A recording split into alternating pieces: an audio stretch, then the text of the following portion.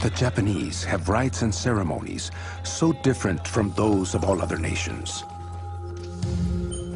The things they do are beyond imagining, and it may be truly said that Japan is a world the reverse of Europe. To the first Westerners in Japan, it was a mysterious world. It was the fabled Isle of Zipangu that Marco Polo had only heard about. The land of riches that Christopher Columbus set out to find.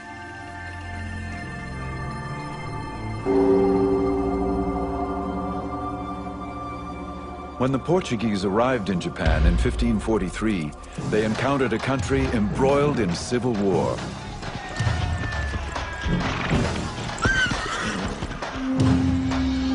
Out of this chaos, one samurai warrior would emerge.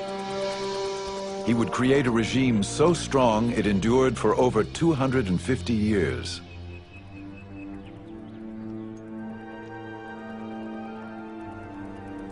Witnesses to this world, both Western observers and Japanese, wrote of these changing times. Theirs is a story of flowering culture, of poetic ritual, and of rigid power struggles. It is the saga of opening trade with Europe and then closing its doors to the West. These are the memoirs of Japan's secret empire.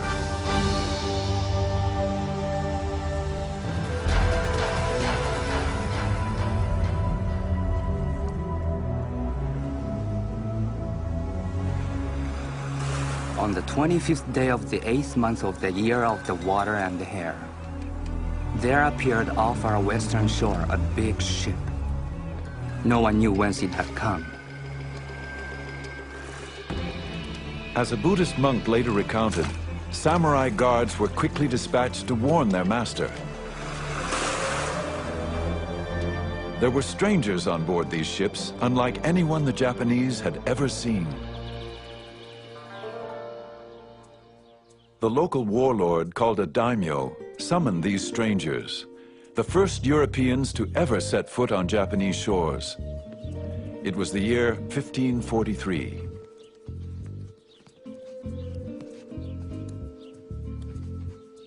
When these Portuguese merchants arrived, the daimyo was intrigued by their peculiar, unknown weapons. The Japanese always liked novel things, new things, a fad, so to speak. And so they were very, very interested in the Europeans.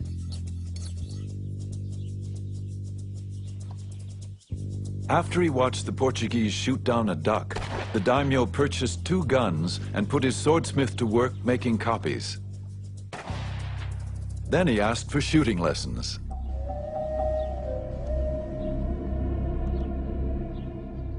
These first Europeans, their guns and their religion, would have unforeseeable consequences.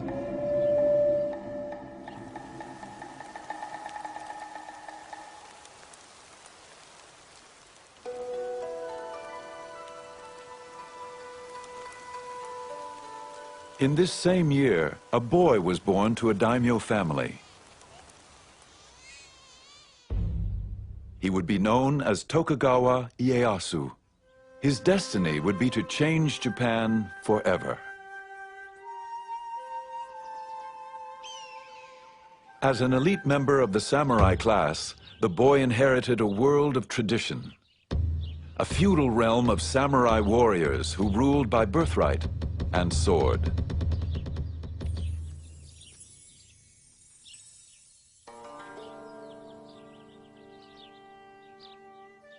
The son of a daimyo lord, Ieyasu would soon have to give up children's games for the politics of war.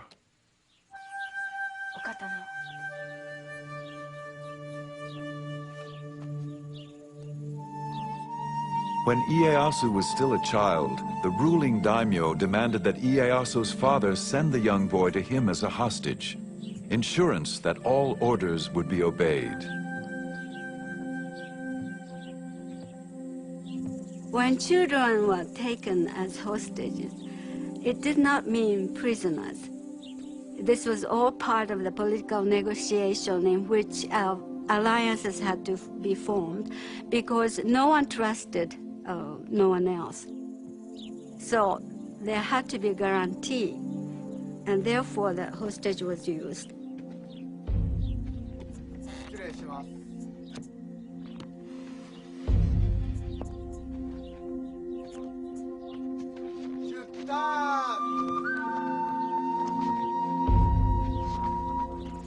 As a hostage, the young samurai boy traveled in the style befitting his daimyo rank.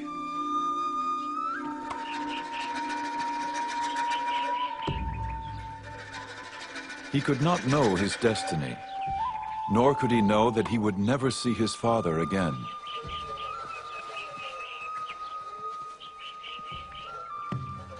He would grow up a hostage, his life captive to the turmoil of civil war.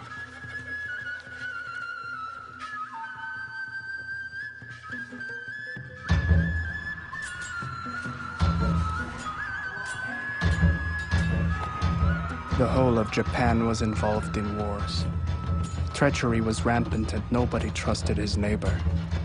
They would enter into league with one faction and then desert it for another, as the winds of fortune blew.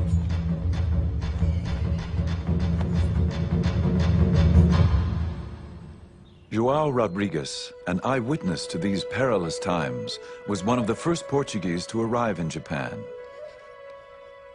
He came as a cabin boy of 15 and would soon become a Jesuit missionary.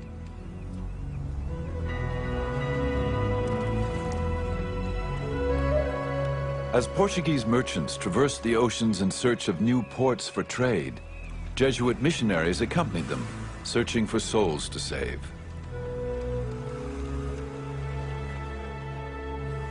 The Jesuits were young and dedicated, braving the hardships of the dangerous 2-year voyage to reach Japan, a country which they considered ripe for conversion.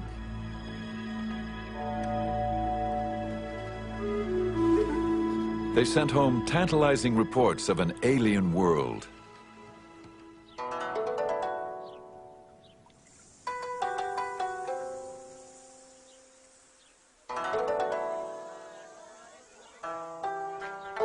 Everything is so different and opposite that they are like us in practically nothing. Now, all this would not be surprising if they were like so many barbarians. But what astonishes me is that they behave as very prudent and cultured people in all these matters. This is something which I would not dare to affirm if I had not had so much experience among them. The missionaries thought that the Japanese were such a remarkable race. Their culture was so developed that it was worthwhile writing back to Europe about the culture which they found, the language the Japanese spoke, and a very complex political system without any influence from Christianity, without any influence from Europe. And so I think this is a thing which one should bear in mind, that this was the first time Europeans dealt with Asians on equal terms and not as conquerors and conquered people. Their way of writing is very different from ours because they write from the top of the page down to the bottom. I asked a Japanese why they did not write in our way, and he asked me why we did not write in their way. He explained that as a head of a man is at the top and his feet are at the bottom, so too a man should write from top to bottom. During his more than 30 years in Japan, João Rodrigues became so fluent in Japanese, he became known as the interpreter. His work allowed him to observe all levels of society, from the highest daimyo warlords to the lowest Japanese farmer. Every class of person, noble or humble, uses a fan throughout the whole kingdom. People who have business matters and other things which they wish to remember, write them down on their fans. They are always carrying these fans about in their hands, opening them, shutting them, and looking at them. Nobody would go out into the street without one.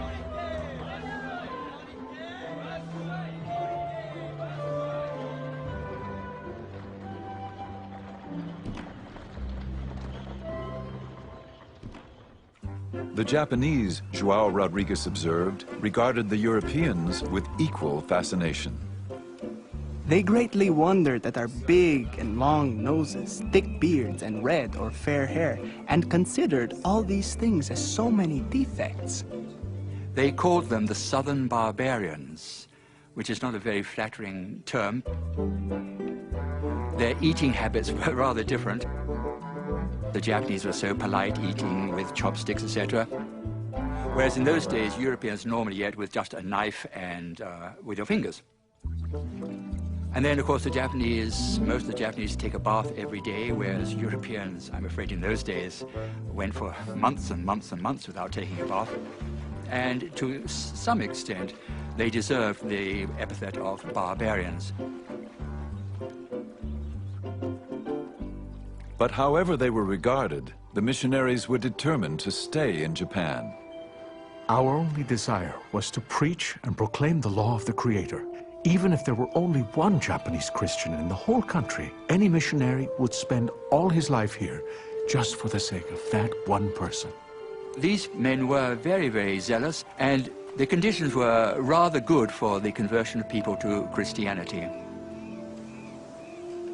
When you have bloodshed, revolutions, fighting, battles, death in large numbers, obviously people's thoughts do tend to go to the next life. In little more than 50 years, these missionaries established over 200 Catholic churches, primarily in southern Japan, and converted up to 250,000 Japanese.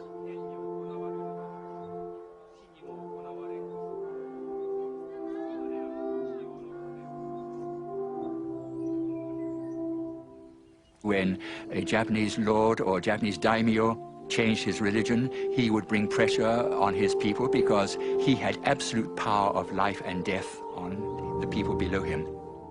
And so you got in a relatively short period of time, large-scale conversions. But there was another factor, that some of the daimyo, when they became Christian, they had certain considerations of commerce in the back of their mind, because where the missionaries went, the Portuguese merchants went. And the Portuguese merchants offered very profitable trade vis-a-vis Japanese.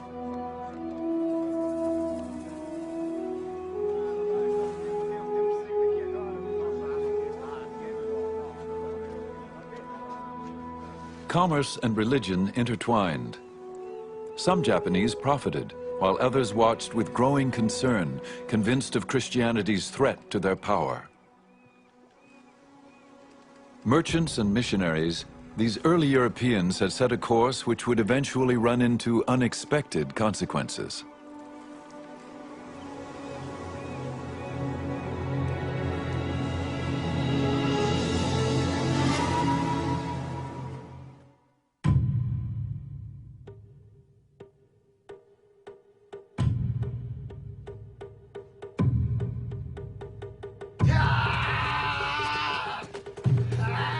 To endure the rigors of never-ending training, to remain clear-minded in the face of grave danger, to face death matter-of-factly, this is the art of kendo, the way of the sword.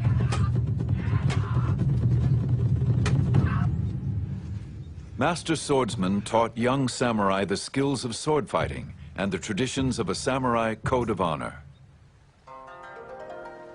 This was the education the young Ieyasu would receive, even as a hostage. When you took a hostage in a certain class, they were usually treated very cordially, and they were given education just as they would be given at home. He probably had a very stoic, Spartan kind of education, taught military skills, martial arts, and Chinese classics, Japanese classics. The entire life of Ieyasu was that of patience and forbearance, people say.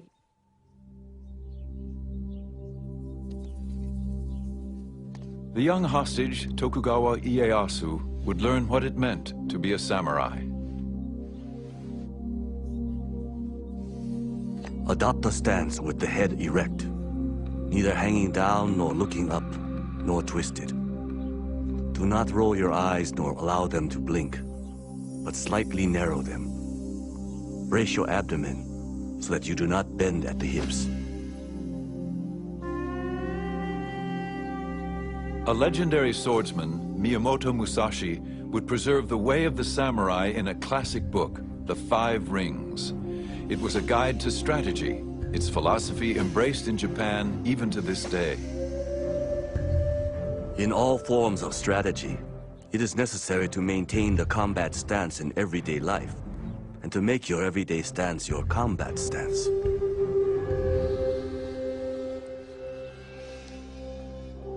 At age 15, Ieyasu entered manhood and earned the right to carry the two swords of the samurai.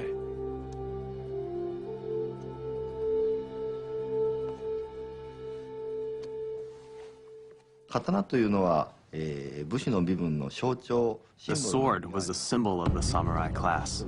Only the samurai were authorized to carry two swords, a large one and a small one. The samurai, with these two swords, ruled over the farmer and the merchant. You're born into being a samurai, it's a responsibility.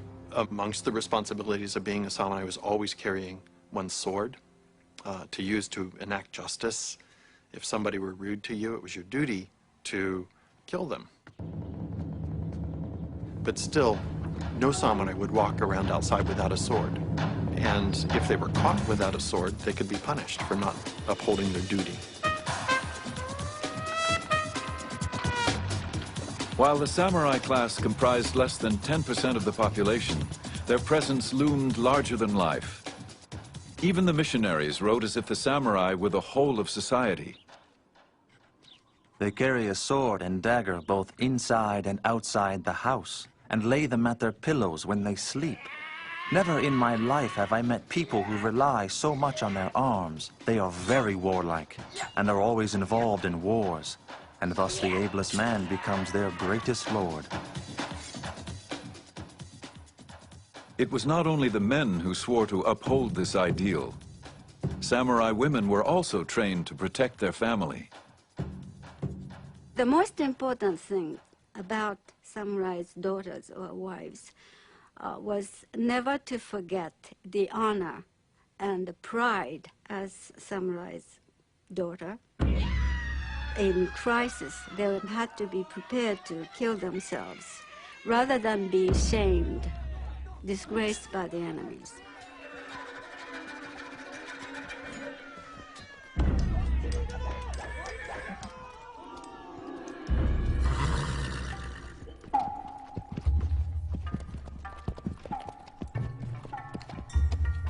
The samurai defended his home and family, but his true glory came on the battlefield, defending his lord against enemies.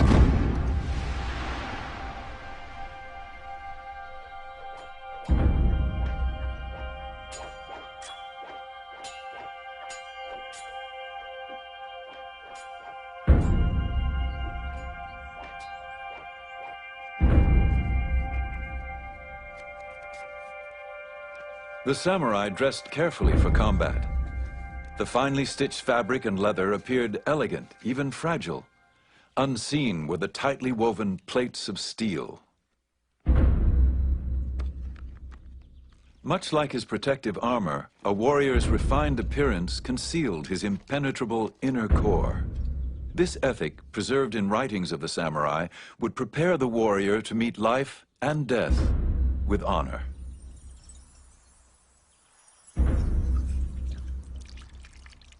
A samurai would wash himself with cold water every morning, scent the shaven top of his head and hair with incense to make himself presentable. He was ready to be killed in battle at any moment. Cherry blossoms are often compared to the samurai. They are a beautiful sight, like the warrior in his shiny armor. But it takes only one big storm for the petals to fall to the ground, just like the warrior in battle.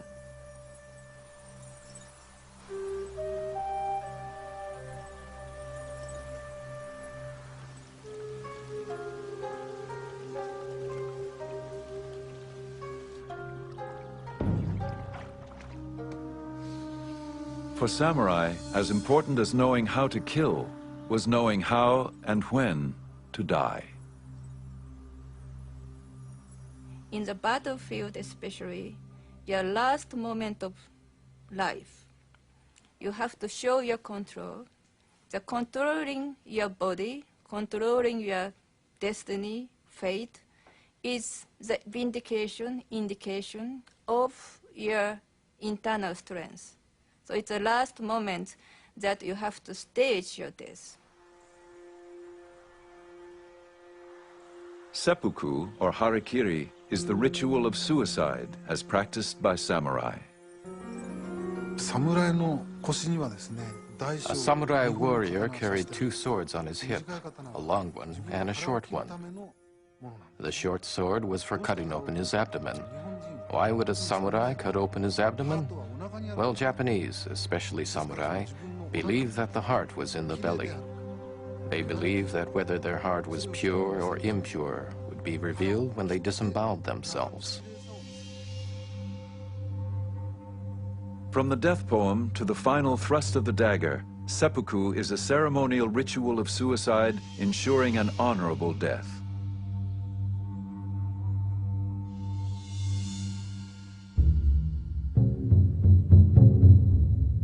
João Rodrigues wrote of a man who committed the ritual of seppuku.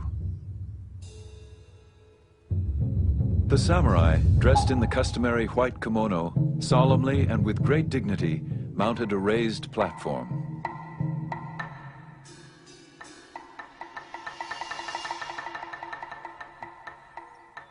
Then, in a loud voice, he told them to watch him carefully as he cut himself open.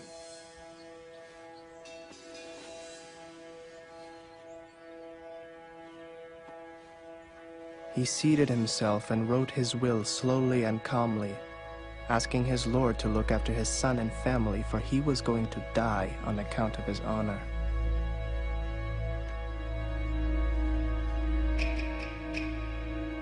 He bade farewell, and then in front of them all, he fearlessly cut his belly. And so he died. This sort of thing often happens.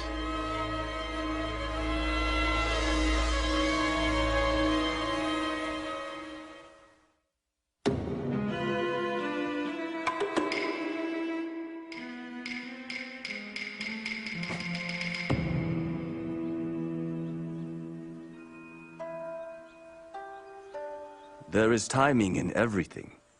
Timing in strategy cannot be mastered without a great deal of practice. There is timing in the whole life of the warrior, in his thriving and declining, in his harmony and accord. These are the enduring principles which guided the life of the samurai warrior. For Tokugawa Ieyasu, patient strategizing would become his most powerful weapon. He was now of age, 18 years old and married with 2 children, but he was still a hostage of the ruling daimyo warlord.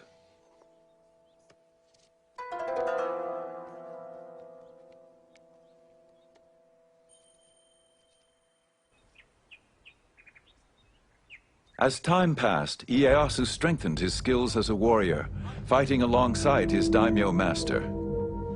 When his master was killed in battle, Ieyasu was finally free to determine his own destiny. Ieyasu was put in a position to have to make a decision at some point, whether to go along with the hostage family, but at all times he never forgot his ambition to go back to his original castle and to regain all the territory that his father's family had, and to expand that, and to go back to his retainers who were faithfully waiting for him.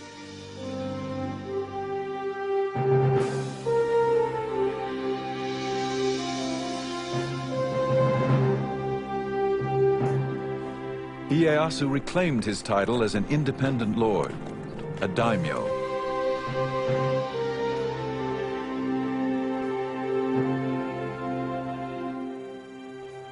He returned to his family estate. He could now fight on his own terms for his own people. I fought against my enemies solely in order that I might take my revenge on my father's adversaries. Because I was convinced of the rightness of my intention to help the people and bring peace to the land. The years of captivity had honed his discipline. According to his samurai training, he now carefully plotted his strategy.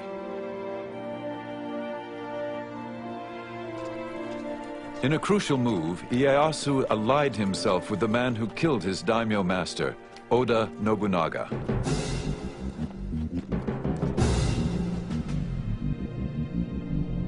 Nobunaga had become the most powerful warlord in Japan, feared and ruthless. The missionary João Rodrigues documented Nobunaga's campaign to unify Japan. Nobunaga was the first to begin cutting through the thick forest of wars and discord in Japan. He subdued about half the country, and fear of him made the remaining part ready to obey him in anything.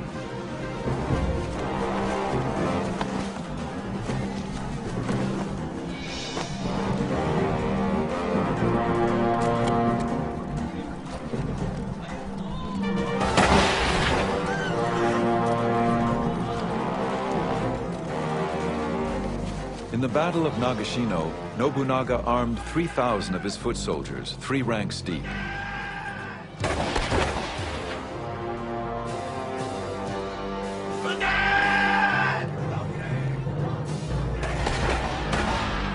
As 10,000 enemy warriors charged, Nobunaga's musketeers fired in succession, decimating the opposing army.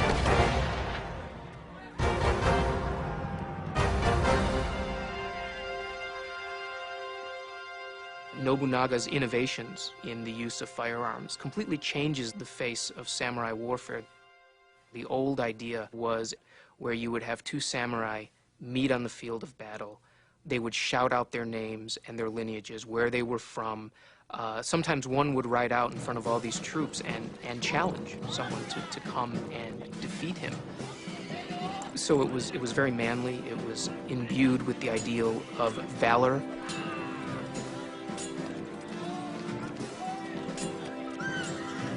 Now you have faceless ranks of samurai shooting other faceless ranks of samurai. Nobunaga continued to amass power until one night treachery within his inner circle caught him off guard.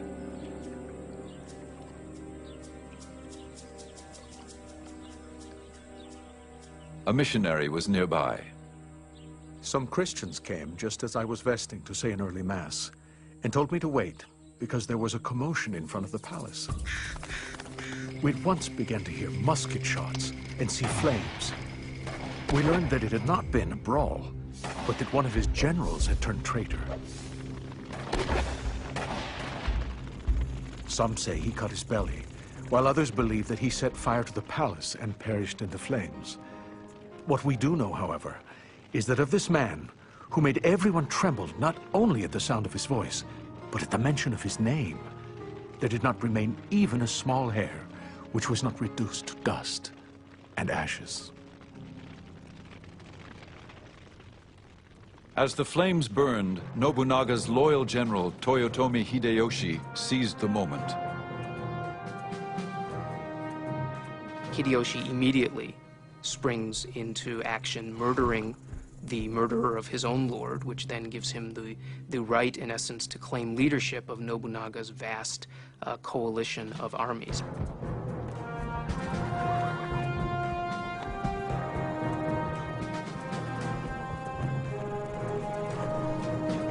Ieyasu watched from a distance. Would he subordinate himself to Hideyoshi's command?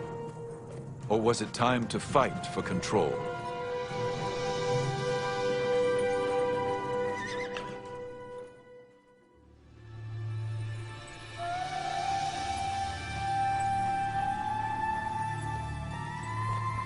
Nobunaga, Hideyoshi, and Tokugawa Ieyasu. These were the men who would bring an end to the brutal civil wars. They would go down in history as the unifiers. There's a story in Japanese that explains the character of the three unifiers. And Nobunaga, Hideyoshi, and Ieyasu are watching a cuckoo bird waiting for it to sing, but the bird doesn't sing. And Nobunaga says, "Little bird, if you don't sing, I will kill you." And Hideyoshi says, "Little bird, if you don't sing, I'll make you sing." And Ieyasu says, "Little bird, if you don't sing, I'll wait for you to sing." And Ieyasu is a patient strategist who will wait for things to go his way, and then he'll act. After Nobunaga's death, Ieyasu and Hideyoshi faced off in a measured game of strategy, each in his own way trying to outsmart the other. 武人としてのリーダーとすれば、まず自ら先頭に立って。 As a military leader, Ieyasu was a courageous man who never hesitated in battle. However, though he was brave, he was also cautious.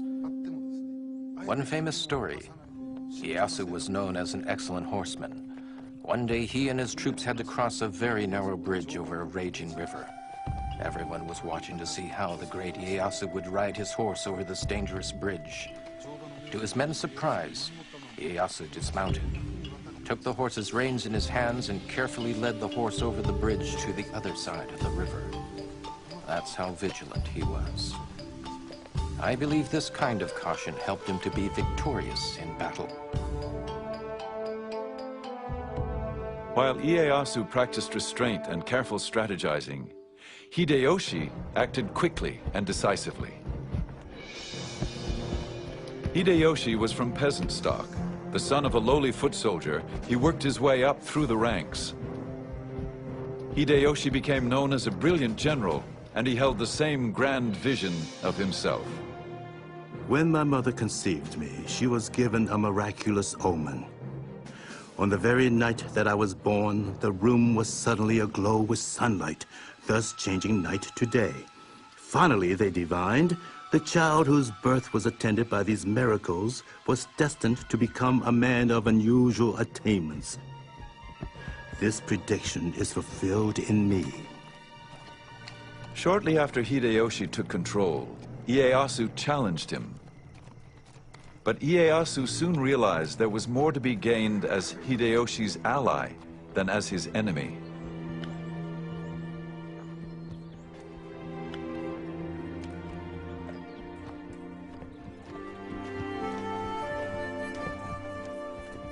Hideyoshi rewarded Ieyasu for his loyalty with a vast domain of land and ordered him to make his headquarters in the remote fishing village of Edo, 300 miles east of Hideyoshi's castle in Osaka.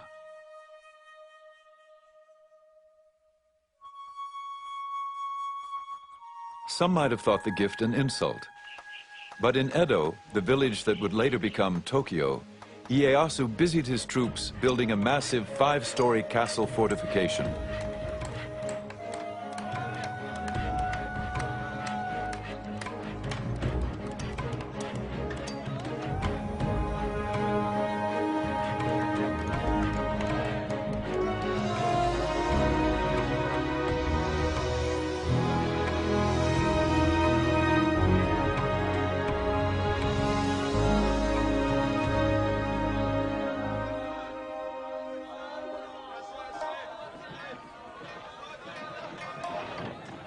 Within the walls of the city of Osaka, Hideyoshi was consumed with fortifying his own castle.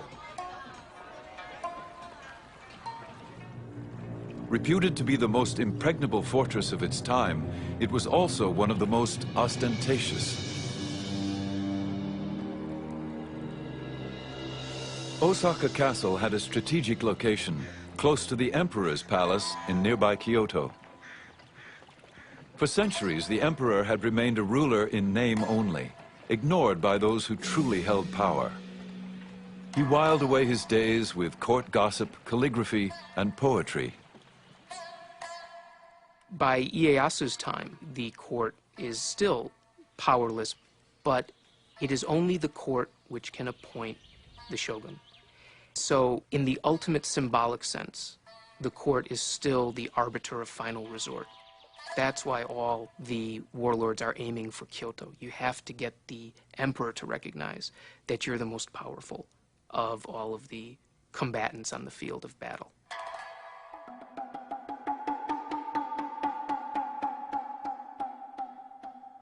Hideyoshi curried the emperor's favor, inviting him to no plays and musical performances. But the emperor would not grant this warrior of peasant stock the title of shogun.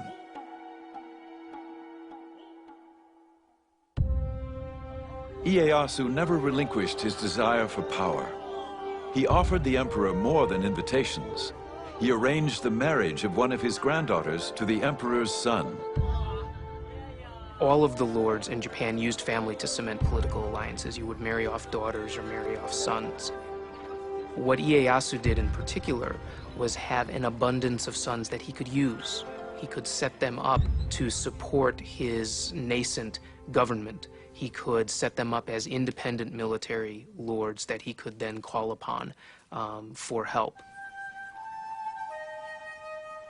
In contrast, Ieyasu's rival Hideyoshi failed to produce a male heir. Finally, he adopted a nephew and groomed him as his successor. Then, at 60 years of age, Hideyoshi finally fathered a son of his own. He called him Hideyori, and he was the jewel of his life. Hideyoshi's thoughts now turned to the safety and survival of his young son. I cannot describe the endless tedium, as if I were guarding an empty house when Hideyori is not here with me. I say again, strictly order that all be vigilant against fire. Each night have someone make the rounds of the rooms 2 or 3 times. As Hideyoshi obsessed over his own son, his adopted son, now an adult, was in peril. It's clear that by the end of his life, Hideyoshi was acting more and more erratically. He became increasingly cruel, if not sadistic. Then when he finally, in his final years, produced an heir of his own, he ordered this adult male who had been his heir to commit suicide.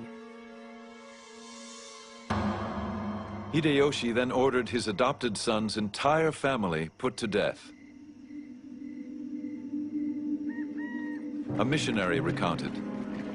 They were drawn along the streets in the carts to the open view of the world. 31 ladies and gentlewomen, with the 2 sons and 1 daughter of his adopted son, the oldest of whom was not more than 5 years old. All their bodies were thrown into a pit, over which was built a little chapel with a tomb in it, with this inscription: the tomb of the traitors.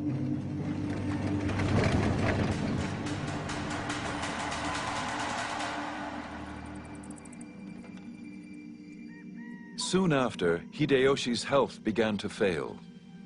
He wrote his death poem. Ah, as the dew I fall, as the dew I vanish. Even Osaka Fortress is a dream within a dream. Hideyoshi then called Ieyasu and 4 of the most powerful daimyo to his deathbed. He appointed them legal protectors of his 5-year-old son Hideyori, his heir and the future ruler of Japan.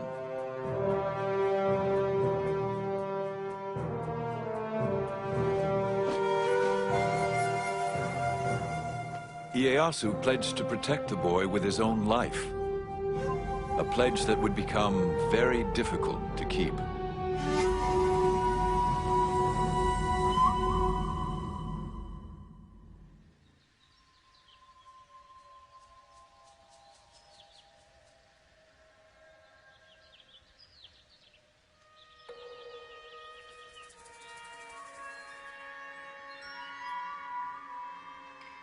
It is said that war is a curse. It is resorted to only when it is inevitable. However, in time of peace, do not forget the possibility of disturbances. Ieyasu was on guard. Those daimyo who feared his growing power began to plot against him. Ieyasu's territory now extended throughout most of Japan. He was determined to maintain his holdings and expand his base of power. One of Ieyasu's nicknames is the Old Badger, and and it reflects his craftiness as well as his famed ability to wait. And he waits until after Hideyoshi is dead, until he has a clear preponderance of power, and then makes his move to become the dominant military leader in Japan.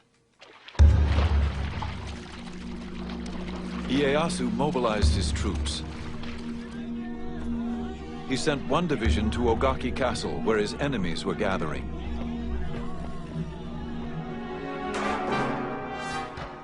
When the battle began, women and children rushed to safety. Ieyasu sent a large force to lay siege to the castle, and they fought day and night. One of the young girls at the castle later told her family of the terrifying experience. Mothers, concubines, and daughters all stayed in the tower and cast bullets.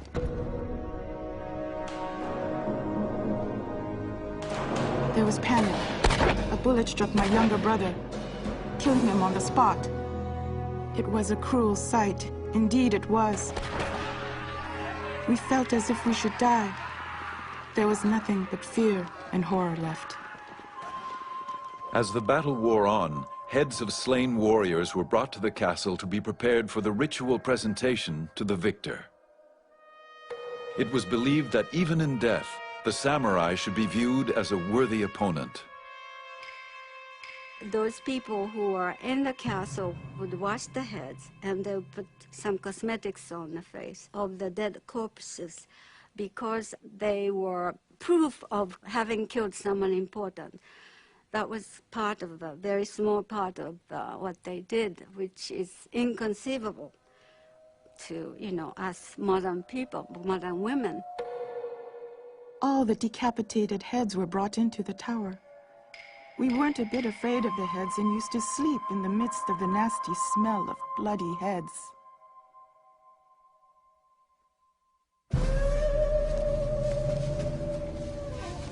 Victorious at Ogaki Castle, Ieyasu's troops now pursued the rebellious daimyo and their armies. They faced off in a narrow valley just west of the village of Sekigahara. This would be the battle that changed the course of Japanese history. Ieyasu set up his command post atop a hill overlooking the valley, waiting through the night for the rest of his armies to arrive. At dawn, Ieyasu's attendant physician hastily noted in his journal, "Slight rain. Dense fog in the mountain valley. Can't see. Barely made out enemy banners. On horseback, Lord Ieyasu made out their positions. Estimate distance at 2.5 miles. Ieyasu was outnumbered, with only 50,000 troops challenging his enemy's 80,000. He waited for his son to arrive with reinforcements.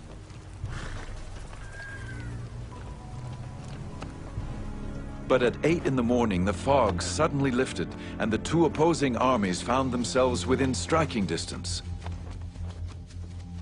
Ieyasu could wait no more. Rallying his troops, it was said he sent them forward with his famous battle cry. There are only two ways to come back from the battlefield. With the head of an enemy, or without your own.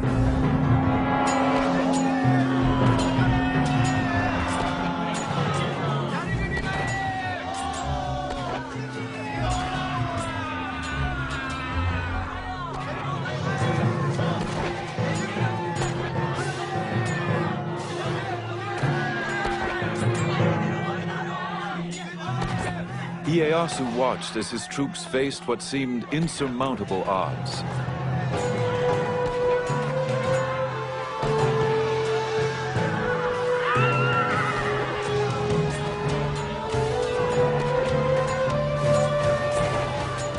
Then, suddenly, the tide turned.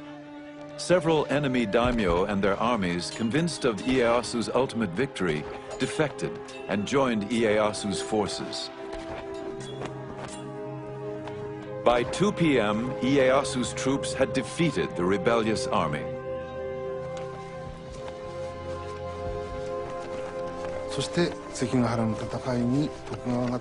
Tokugawa's victory at Sekigahara brought an end to the warring states and signaled the beginning of a new era.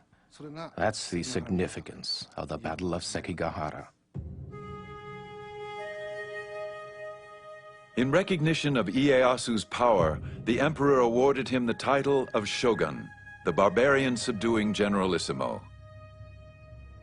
Tokugawa Ieyasu now had the authority to rule Japan in all military matters.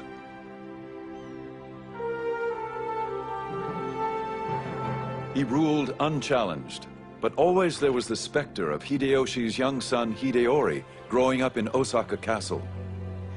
Ieyasu had sworn with his life to protect the boy who could someday lay claim to all Ieyasu had won.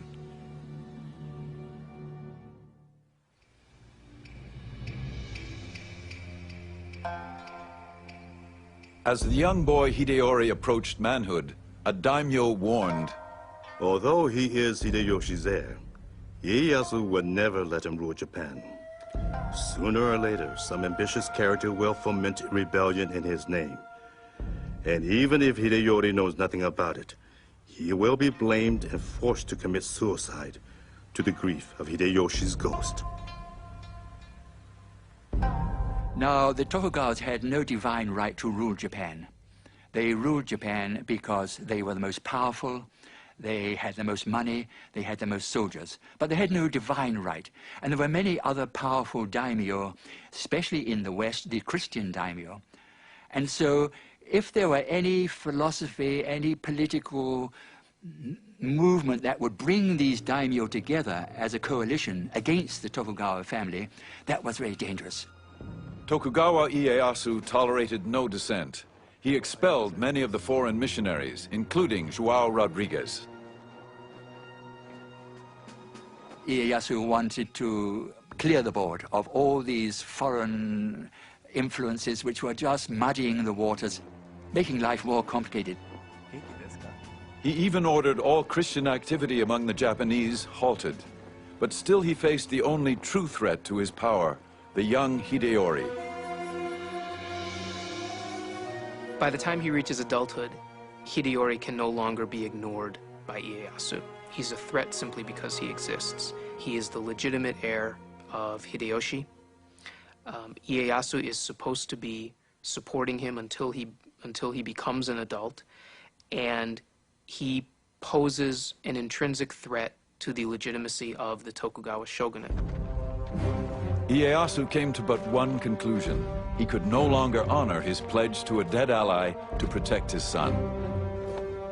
Ieyasu decided to go into battle once more. It was obviously going to be another showdown. And the many samurai, in their thousands, and these were hard-bitten warriors,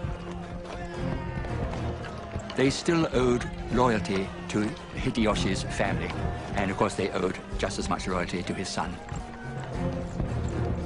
So they gathered in Osaka Castle, and Osaka Castle was a very strong castle. It was considered impregnable.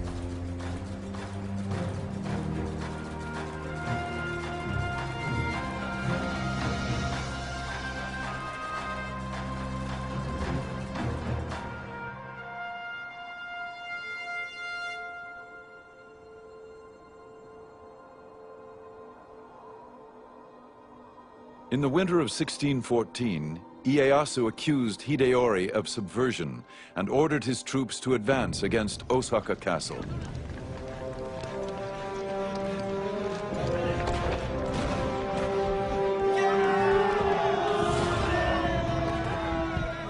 Hideyori's supporters, nearly 100,000, held strong.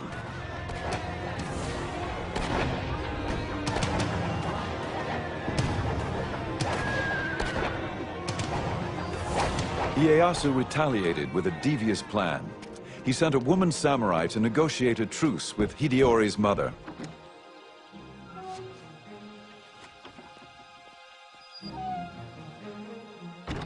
Ieyasu offered a safe haven for Hideyori's garrison if in return he agreed not to mount further rebellion against Ieyasu's rule. To prove his intentions, Ieyasu signed the pledge in blood. Hideyori's mother convinced her son to accept the offer.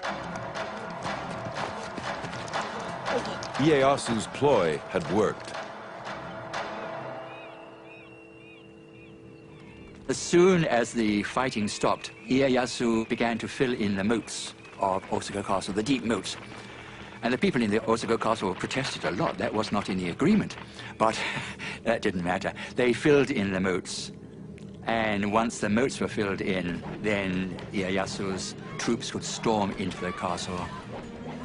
And there was a dreadful slaughter.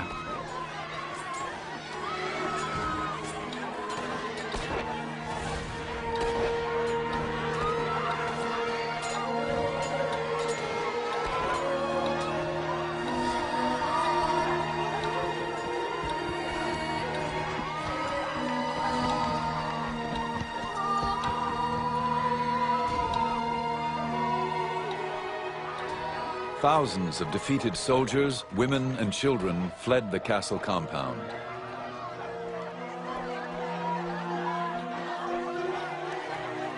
A European merchant recorded the event in his journal. We had news today that Ieyasu hath taken the fortress of Osaka and overthrown the forces of Hideyori. They say the taking of this fortress hath cost about 100,000 lives, and that no dead man of account is found with his head on, but all cut off. Ieyasu's army set the castle on fire.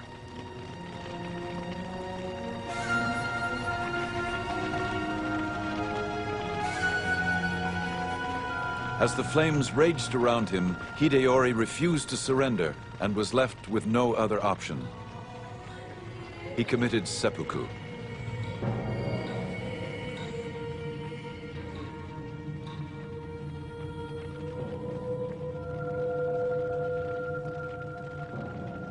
There's one big problem with killing Hideyori, however, and that's that Ieyasu was supposed to be his supporter.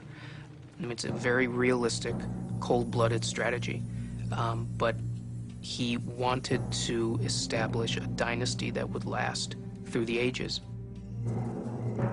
There is reason to believe that Ieyasu genuinely regretted having to kill the son of his former lord.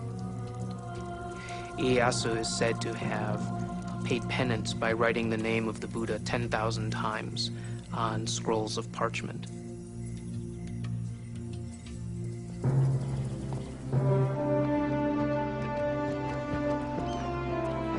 Tokugawa Ieyasu had wiped out the last threats to his power, or so it seemed. But not everyone was under his control. There were the Western traders who he valued but mistrusted, and the Christians who he considered a threat. Tokugawa Ieyasu had won the wars. His struggle to control the future of Japan had just begun.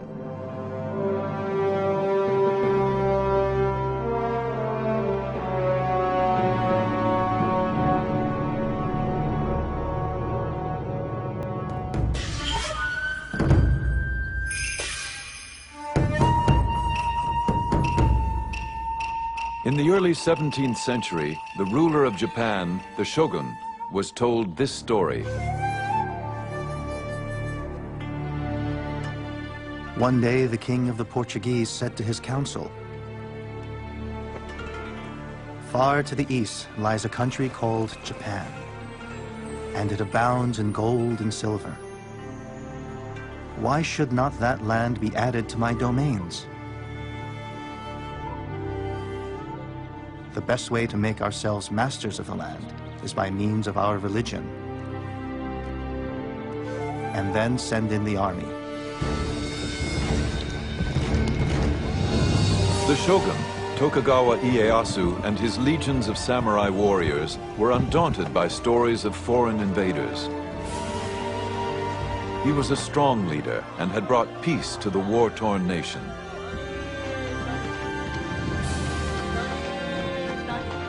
Yet foreign dangers and internal unrest remained a threat. As Japan deferred to the will of the shogun, eyewitnesses wrote of these remarkable times. These are their memoirs of Japan's secret empire.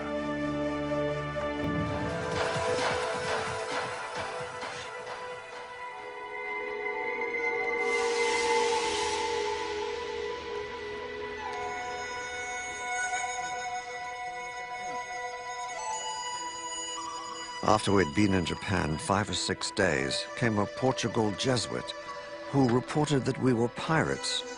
We looked always that we should be set upon crosses, which is the execution of this land. I looked every day to die. Rescued from the sea and imprisoned, William Adams, the first Englishman in Japan, had good reason for concern.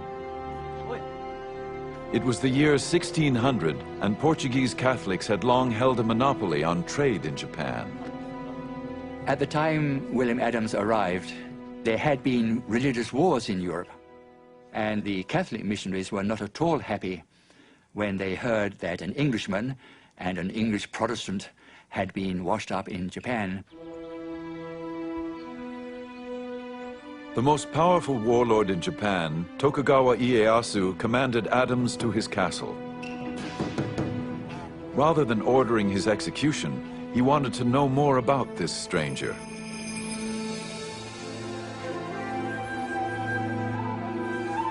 The summons was highly unusual, as only the highest-ranking officials were ever received by the great man himself.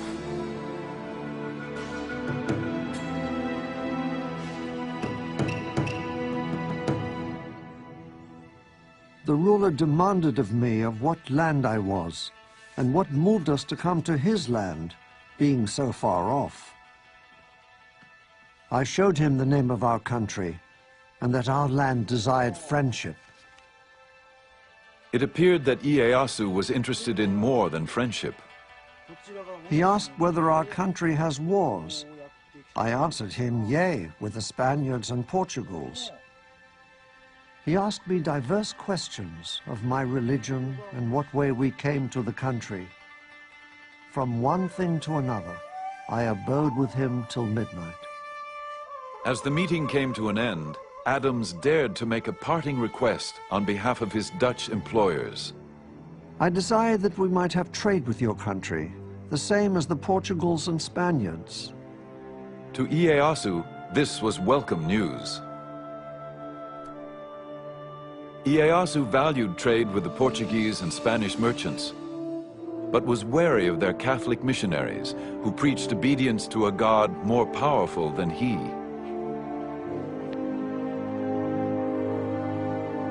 To avoid those he considered a threat to his own authority, Ieyasu wanted his own fleet of trading ships. Adams had the skills he needed.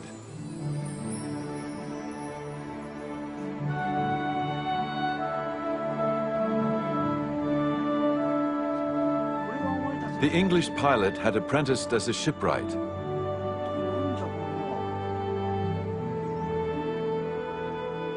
Ieyasu asked him to build 2 ships capable of navigating the open seas. I answered that I was no carpenter and had no knowledge thereof. Well, do your endeavor, saith he. If it be not good, it is no matter. You can't deny that William Adams did have a certain amount of influence when he was told to build these 2 ships. They were the first foreign ships, first European ships to be built in Japan.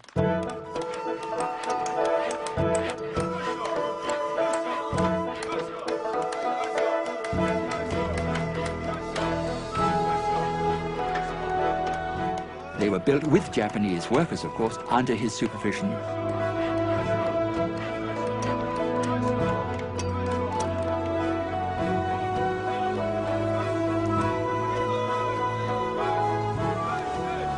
And then afterwards they sailed to Mexico, and they sailed back quite safely.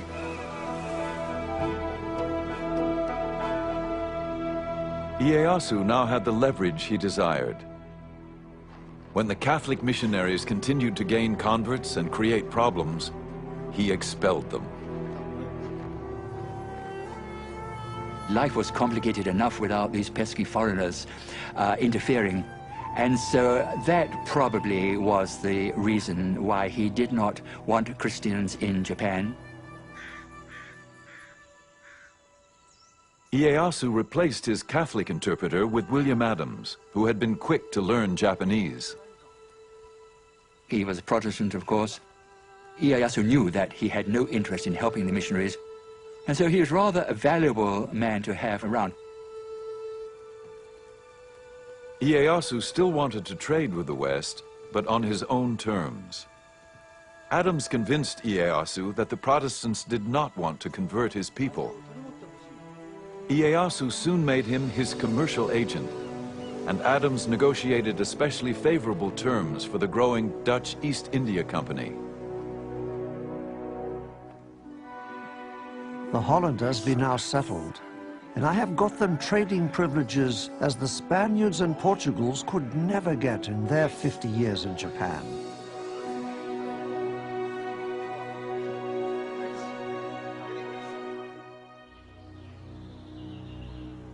Adams married and settled down into Japanese life. He adopted Japanese dress and was awarded the right to wear the two swords of the samurai. And he was given an estate with about 70 or 80 servants, which is pretty good, far better than his standard of living in England would have been, of course. And I think towards the end he lost his desire to go back to England because he knew he would just be a working class man in England, where back in Japan he has 80 servants to wait on hand and foot on him.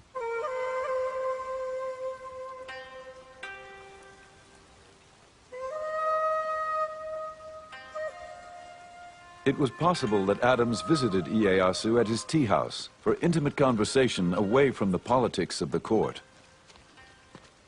The tea ceremony was much admired by a Western observer. The guests open the gate, walk along the path through the wood up to the tea house, quietly contemplating everything they see. They remove their fans and daggers and deposit them in a kind of cupboard placed there outside for that purpose.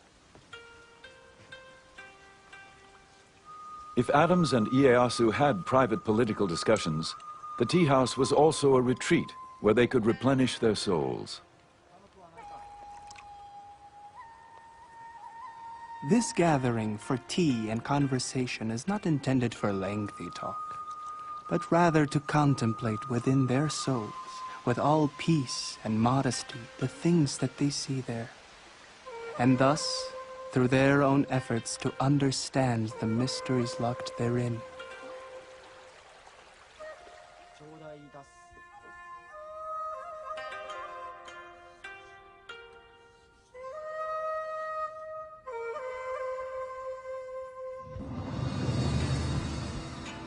For Ieyasu, unsettling foreign influences could jeopardize the peace he worked so hard to forge.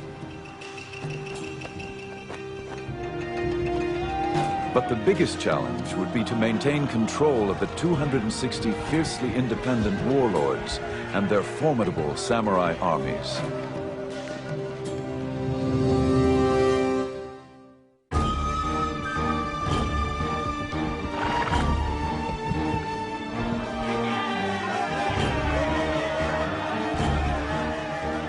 Tokugawa Ieyasu became shogun in 1603 and united Japan after generations of civil war. All of the great lords had been fighting for a century. They were tired of fighting. They wanted to secure their own positions.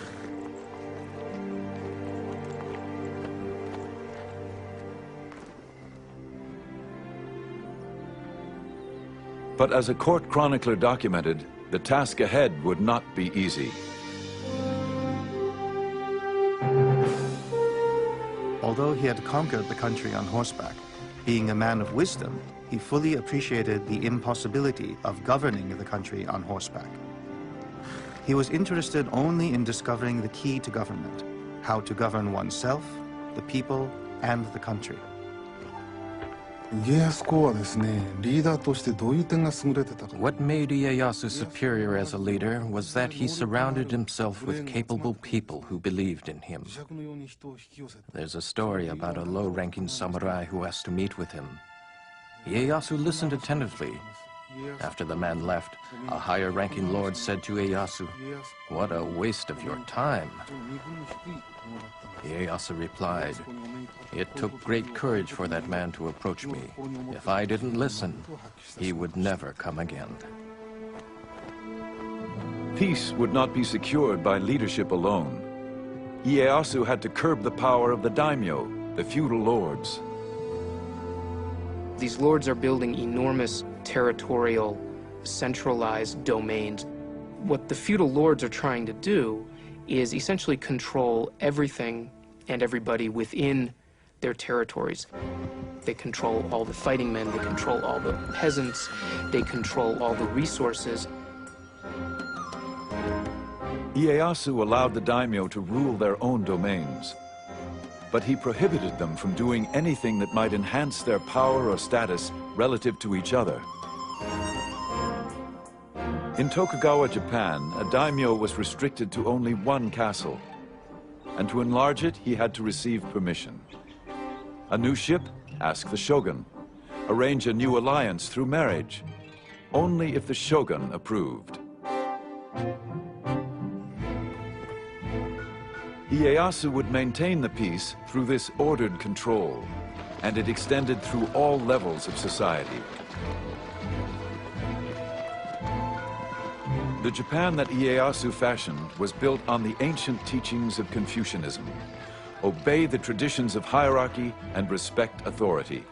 A Japan in keeping with the samurai traditions. It was a rigid society with lots of rules and regulations. Everybody must know their place in society and stick to it. That was the theory. Didn't always work out in practice, of course, but that at least was the theory. All samurai were members of the elite class, whether he be a daimyo warlord or a lowly foot soldier. Next in line were the farmers, then the artisans. At the very bottom were the tradesmen, considered the parasites of society. The Tokugawa shogunate would issue many rules to control and maintain the rigid class structure, from what you could eat to what you must wear. Lords and vassals, superiors and inferiors, must observe what is proper within their position in life. Without authorization, no retainer may wear fine white damask, white wadded silk garments, purple silk kimonos, purple silk linings, and kimono sleeves which bear no family crest. The rules and regulations kept everyone in their place, but for the daimyo at least, there were still ways to earn special privileges. Ieyasu decreed that the lords must help build his castle and the surrounding city of Edo. The construction became a grand competition as each daimyo vied for the shogun's favor.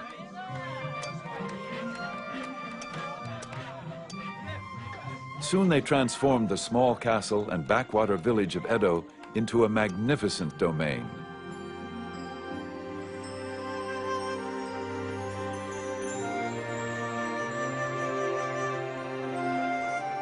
The city later known as Tokyo. The streets are far broader, longer and straighter than the streets of Spain. They are kept so clean that you may well think that nobody ever walks along them. The emerging splendors of Edo were recorded by Rodrigo de Vivero y Velasco, the governor of the Philippines, who had been shipwrecked off the coast of Japan. He spent several months in the capital as a guest of the shogun. What makes this man interesting is that he wrote a report about Japan after he left Japan. And he was a very discerning man. He saw various aspects of Japanese life which other people had not seen. The people live in particular streets according to their trade and station. One street, for example, is reserved for carpenters. In other streets, there are cobblers, blacksmiths, tailors, and traders. The nobles and people of quality live in the streets and districts quite different from the rest of the town, and no commoner or person of the lower classes mixes with them. Those daimyo who had gained most favor lived closest to the castle and were granted more audiences with the great ruler himself. While Vivero y Velasco was in the castle being received in audience by Ieyasu, he saw a powerful daimyo come into the castle to pay homage to Ieyasu.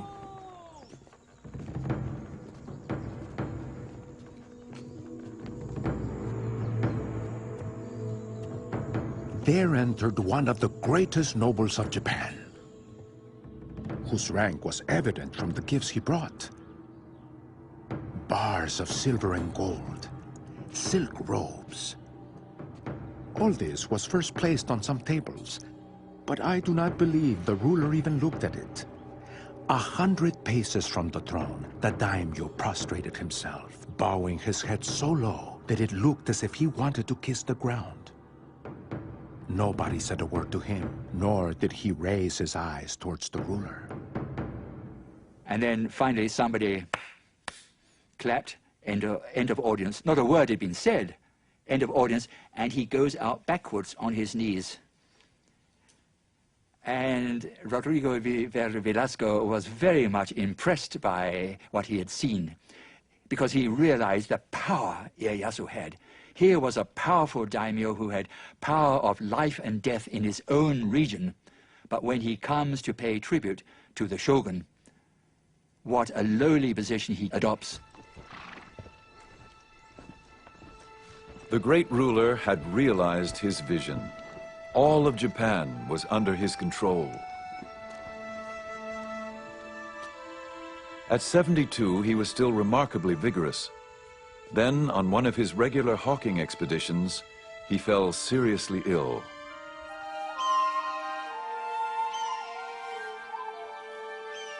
As he lay dying, he planned the details of his funeral. It would be a simple ceremony, his ashes taken to the top of a mountain overlooking the land where he so often went with his hawks. Here, he felt, his spirit could soar over his beloved land, holding the realm together. Ieyasu had carefully forged his well-ordered society. He would not leave the future of Japan to whim. He called his family to his side. He told his children and grandchildren who were gathered around, "Because you are my descendants, you will become shogun. As shogun, it is important that you rule the country for the benefit of the people, or you will be punished by heaven.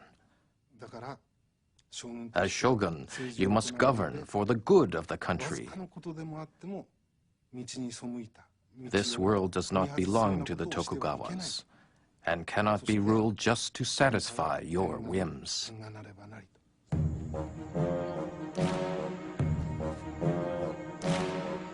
Among the family members was a young grandson, destined to become shogun.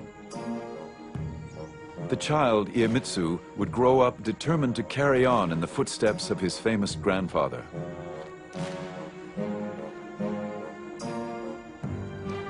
Iemitsu, the third shogun, would keep Japan under Tokugawa rule, using any means necessary.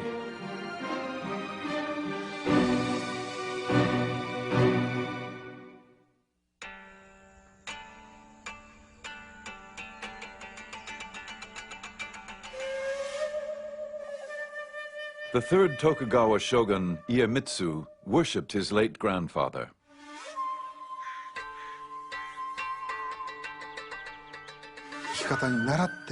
He had numerous mystical experiences that whenever he got sick, Ieyasu would appear in his dream, and he would wake up feeling better the next morning. So his respect for Ieyasu transformed into worship.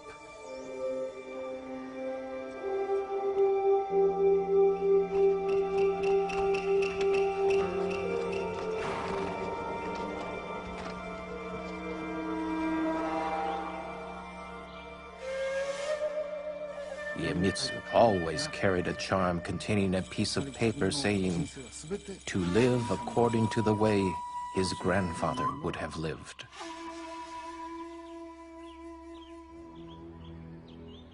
But though Iemitsu tried to emulate his grandfather, his tactics were much more severe. It was reported after he became shogun, Iemitsu summoned the daimyo to his palace.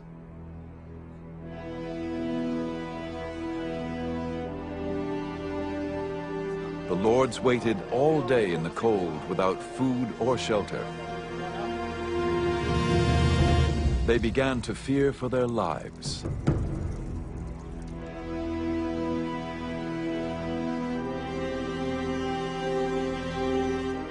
Until at last, they were called into Iemitsu's inner sanctum, where he delivered his ultimatum.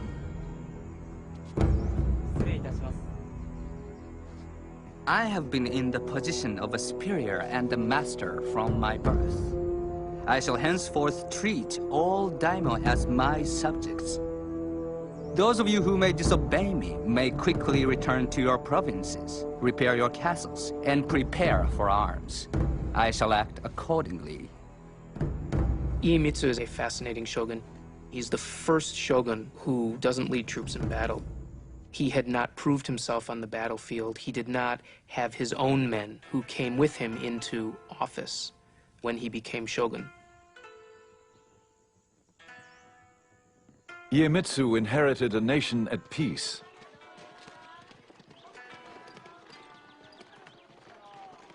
Yet he would rule with an iron hand.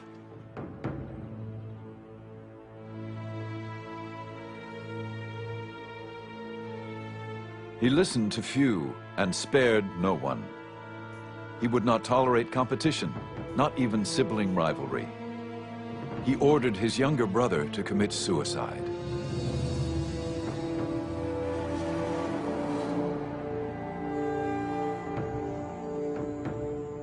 The Tokugawa shogunate under his rule acts much more capriciously towards lords that disobey their orders or flout any of the rules and regulations which bound them.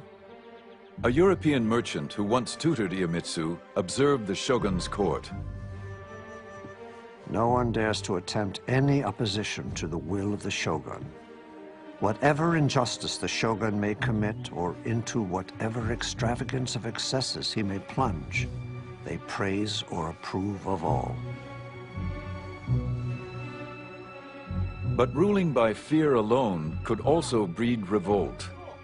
Iemitsu had to keep the daimyo lords' allegiance, all 260 of them.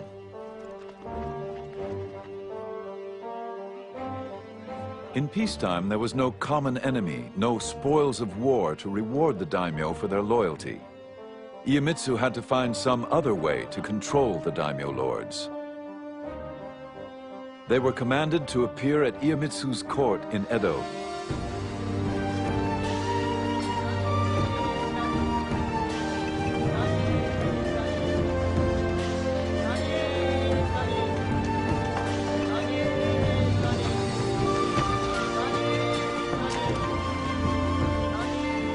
And they did not journey alone, as witnessed by a German traveler. The bodyguards and bearers put on a swaggering gait when they pass.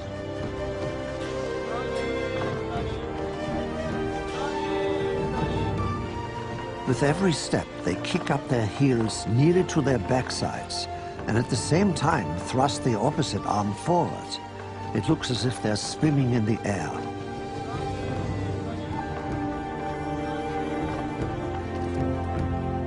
These elaborate processions often numbered in the thousands. They were part of a system known as alternate attendance. The alternate attendance system had been evolving over the decades of Tokugawa rule, and primarily what it meant is that Great lords had to spend part of the year in Edo and part of the year back in their domains. They had to travel back and forth according to strictly set schedules, while their wives and children had to spend all their time in Edo. This was the single greatest administrative control on the outer lords during the Tokugawa Shogunate.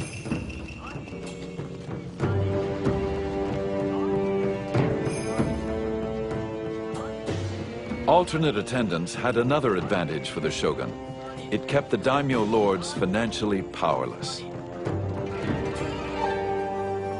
It was reported that a daimyo could spend more than 3/4 of his income maintaining the processions and supporting his army of samurai once they reached Edo. What this also does, by the way, is cause Edo to explode in size. And in fact, there grows up in Edo a class of samurai who only know Edo, even though their domain may be in the farthest reach of Japan. They're born in Edo, they work in Edo, and they only know Edo. For the samurai warrior, life in peacetime Edo was the catalyst that changed the very nature of their existence. Prohibited from bringing their wives and families, the samurai lived a bachelor's life. They were paid a small stipend to perform their official duties, such as they were. They would get up in the morning and have their hair dressed by a fellow samurai. Then they would go to work on the grounds of the lord's estate. This they would do once every 4 or 5 days. These samurai would work only in the morning and then go home for lunch. At around 2 o'clock in the afternoon, they would go out on the town. It was a life that the once proud warrior could never have imagined. Edo was becoming a city of samurai whose job description was rapidly changing from soldier to bureaucrat. The life of a samurai, they aren't allowed to work. They're given enough money to live on. And mostly what they do is they spend every day at the house of a friend drinking and talking and studying and doing tea and reading books of old war tales and imagining what it would have been like to live in the 1500s. Life in 17th century Japan did not include the hazards of war. Yet peace brought its own perils. Rules and regulations were strict, and the penalties could be severe for any who dared disobey.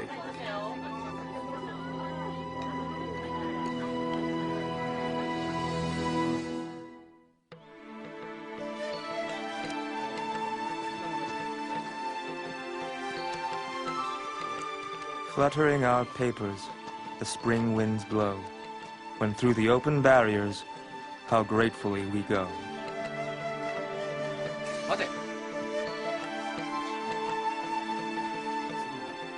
Five government highways led to the shogun's capital of Edo, all with inspection barriers to enforce Iemitsu's laws.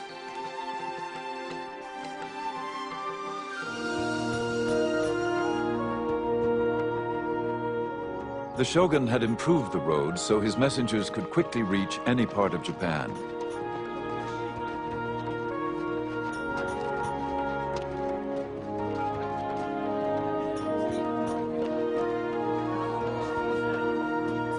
These roads also made it easier for the daimyo and their samurai warriors to travel to Edo.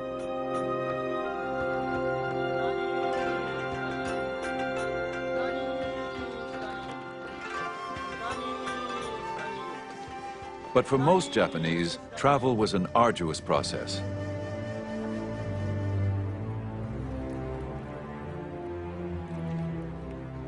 A multitude of rules and regulations monitored who came in and who went out of the city of Edo.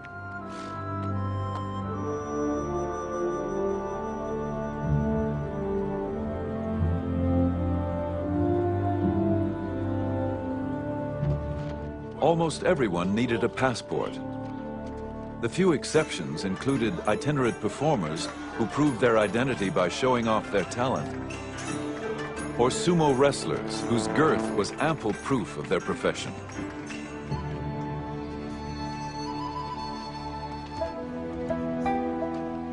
farmers were routinely denied permission to travel from village to village. The government preferred to keep them working in the fields.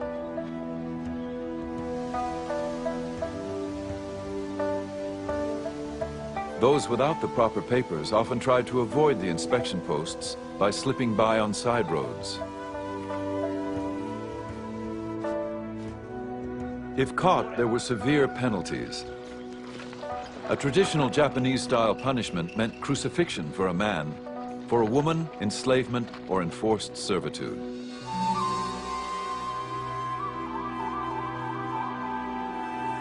With so many laws and restrictions, one never knew when the shogun's edicts might actually be enforced. Sort of like a theater of punishment to try to scare people into behaving. Some ruler might decide that morals are going to hell in a handbasket and suddenly grab one person and punish them severely.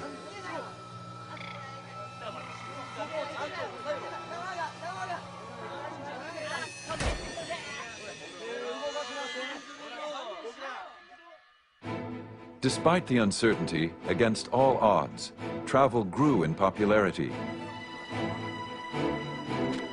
Now that the roads were safer, more and more Japanese began to journey from village to village.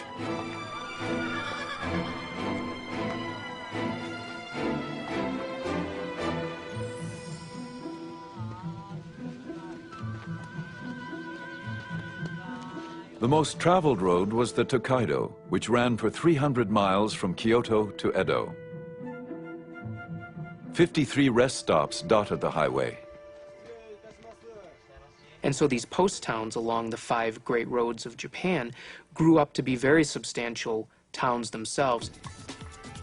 They had inns, they had brothels, they had restaurants, they had places that sold medicine. There essentially grew up a post-town culture. People in the Tokugawa period, they were driven by a curiosity.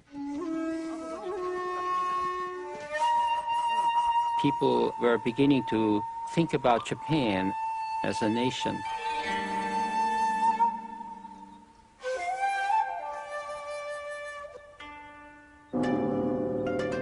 Travel diaries became bestsellers.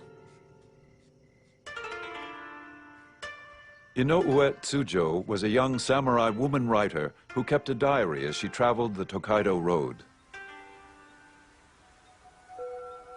A mountain range rises above the clouds, and splashing water gashes over the rocks, making an ear-splitting noise. On the way up, we feel that we are being knocked down backwards, and on the way down, we feel that we are slipping all the way. Thus, we are often fearful.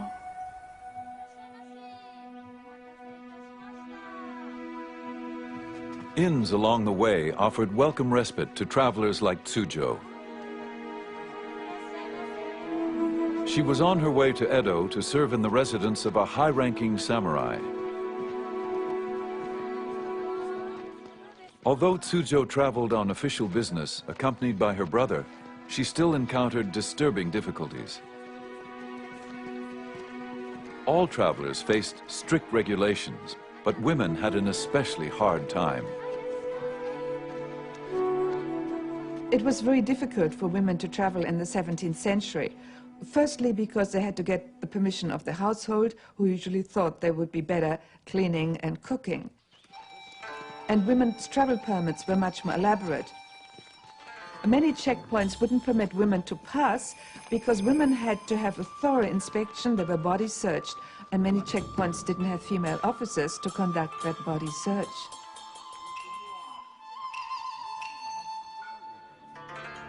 Officials were always on the lookout for women who disguised themselves as boys.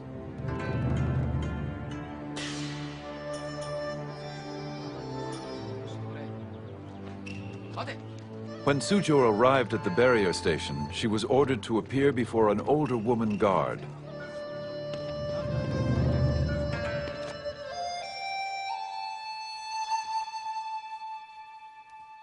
A rough-looking woman examined me, ran her hand through my hair and said something with a heavy accent. It was very unpleasant, but I had no choice. I was afraid of what she might do.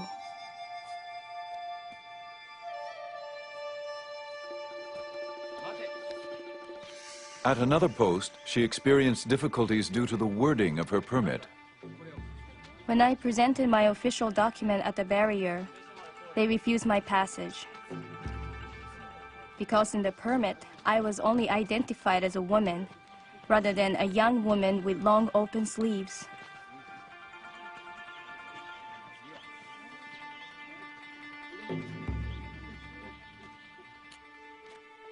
I had to go back to the inn.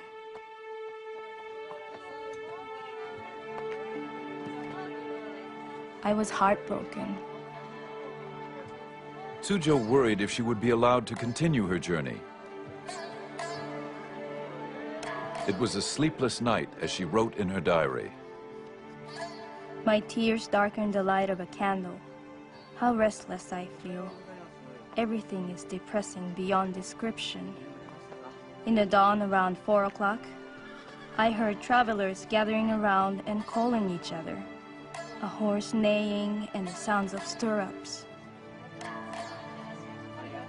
I feel envious. I have spent days and nights brooding over the obstacles facing women.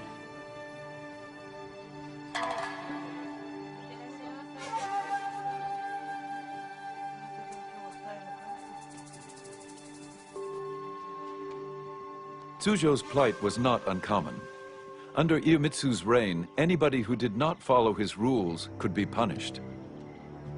But there was one group persecuted simply because of their beliefs: the Christians.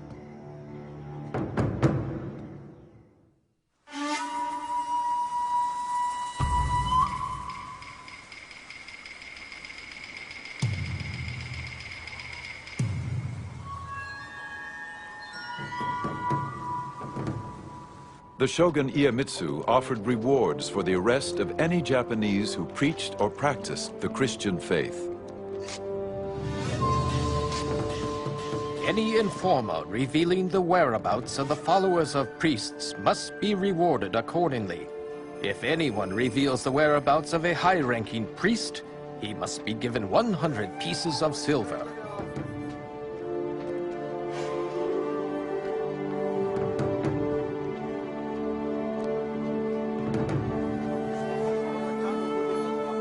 One has to bear in mind in this period of Japanese history that there was repression and that the Tokugawa authorities, the shogun, wanted to keep Japanese society as it was. And that did lead some people to believe that Christianity was subversive and was upsetting the social framework, the social pattern of Japan. By Iemitsu's time, all foreign missionaries had been deported. But the converts they left behind, the Japanese Christians, remained devout.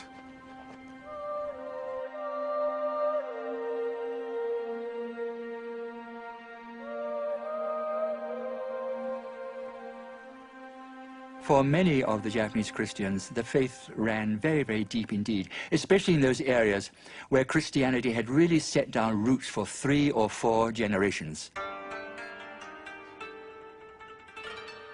The Shogun is a great enemy to the name of Christians.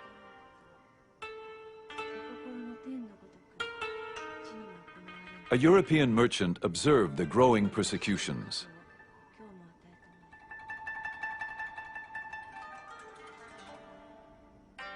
I saw 55 martyred because they would not forsake their Christian faith.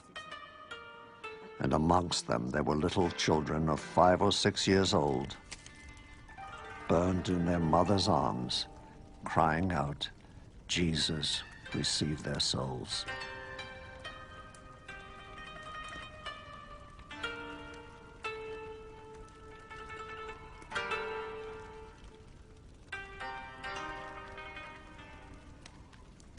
I would say the third shogun, Iemitsu, I think became morbidly pathologically fearful of Christianity.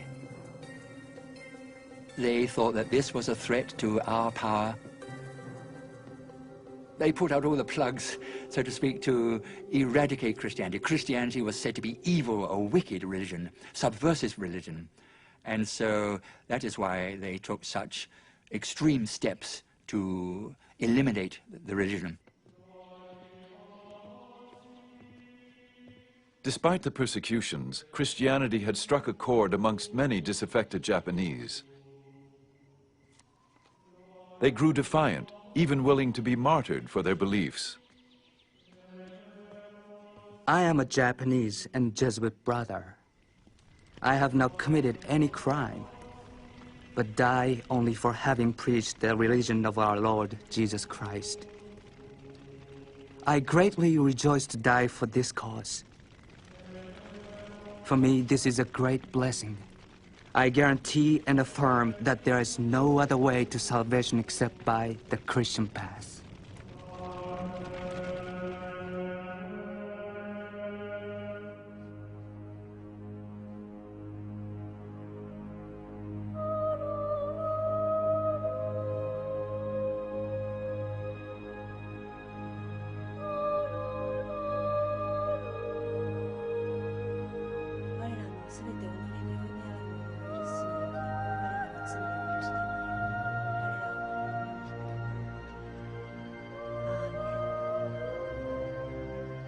Iemitsu was increasingly disturbed by the Christian situation, especially in the south, where a large number lived.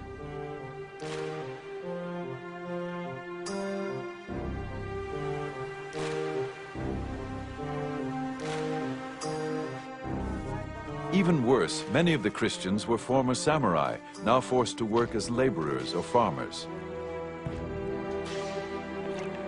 But they were samurai in their hearts and well-versed in the use of weapons. For Iemitsu, this was unacceptable.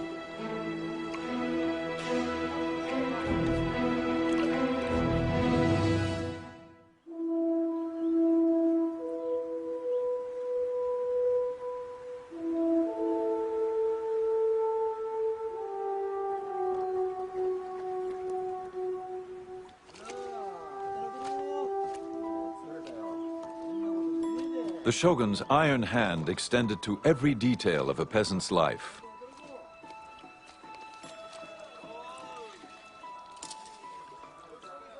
Farmers must work in the fields from dawn to dusk. Wives and daughters must make meals 3 times a day, put on red headbands, and take the meals to the fields. Once men are home after dusk, sisters-in-law and female cousins must put the chapped feet of the man on the stomach of his wife and massage them.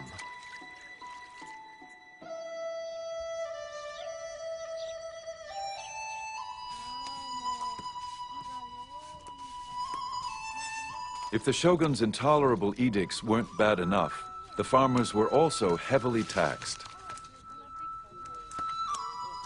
There were taxes on windows and shelves, a head tax on each newborn child, and a whole tax to bury the dead. The farmers were taxed in rice, the currency of the day.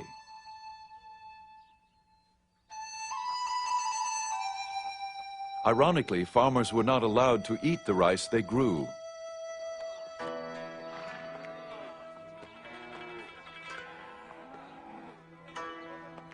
These taxes were collected by the daimyo to finance their elaborate processions to Edo,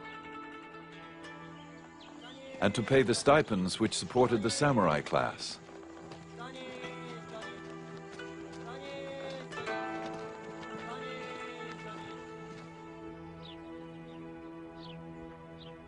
The farmers were in dire straits, as a Japanese writer lamented. Year by year, the farmers grew more exhausted. How could they sustain life itself under those circumstances?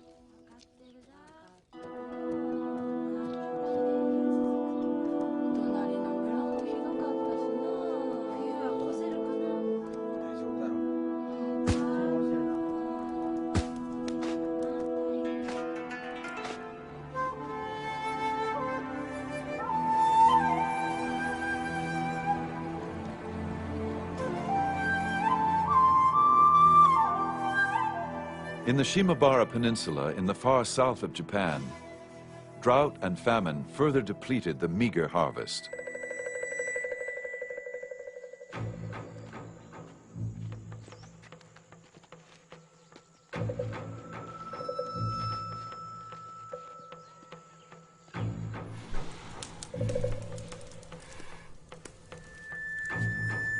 Those who could not pay the taxes were punished severely.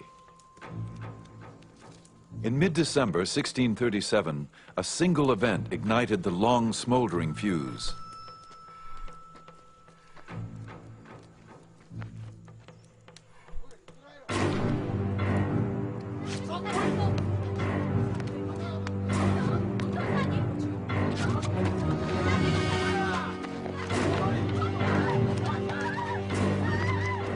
The young daughter of a farmer who owed taxes was seized and tortured.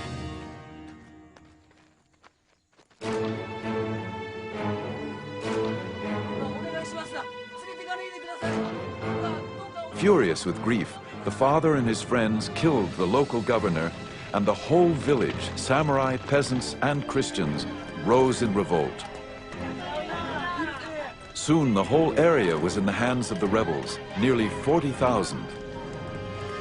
So what began as a social upheaval, a social revolt against the tremendously harsh taxation against the peasants, leaving the peasants almost starving, what began as that somehow developed into a Christian rebellion.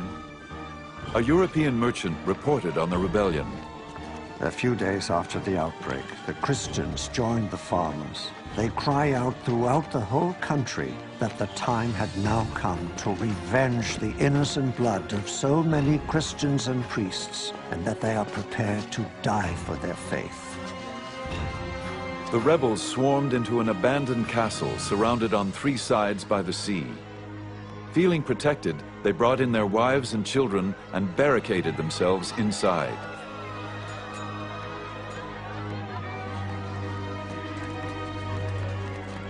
This was very upsetting. The peasants, who were the lowest of the low, the poor people, they had no right to rebel. And not only had they rebelled and revolted, but they were doing darned well militarily. And so no wonder the shogun was worried about this, because this might set an example to other parts of the country that had become unsatisfied with the crushing taxes which the peasants were paying. The shogun didn't tolerate dissidents, especially any who looked to Jesus for help. He sent his troops to Shimabara to quell the rebellion. But for 4 bloody months, even as food ran out, the rebels managed to hold off the government attacks.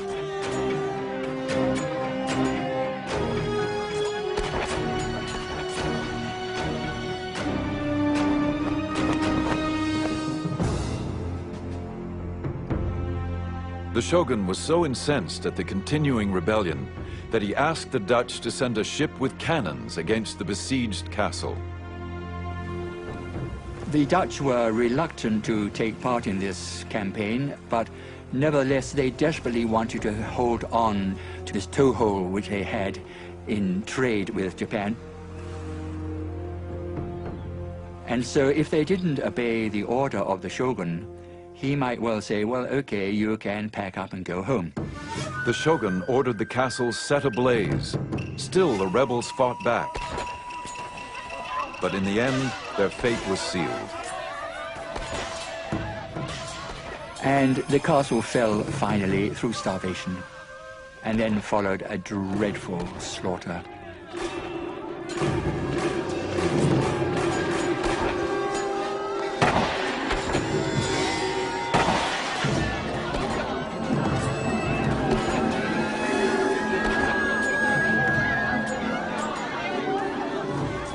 That was the last battle, really, in Japanese history.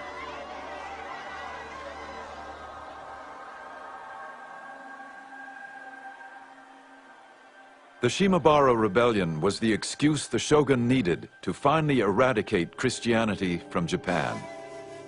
The shogun decided draconian measures.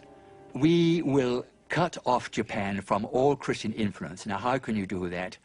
We will isolate Japan. These foreigners, of course, so much trouble, I suppose he was thinking. They are an unnecessary complication to our life. So why not try to preserve Japanese society as is now? We don't want changes. The third shogun issued laws restricting travel outside of the country. On penalty of death, no Japanese could leave Japan, and those who were already abroad could not return. To ensure his edicts were obeyed, he destroyed all ships of seagoing capacity. Then he forbade the entry of any ship of European origin. Only the Dutch were allowed to stay and trade, but with severe restrictions. The maritime restrictions are designed to prevent any unauthorized contact with the outside world. They're designed to control trade, and they're designed to prevent Christian missionaries from reaching Japan and being able to proselytize. And they form the bedrock of Tokugawa foreign policy for the life of the shogunate, which is sometimes called the beginning of the isolation of Japan. Two years later, in defiance of the shogun's ban, an official Portuguese trade delegation arrived in Japan.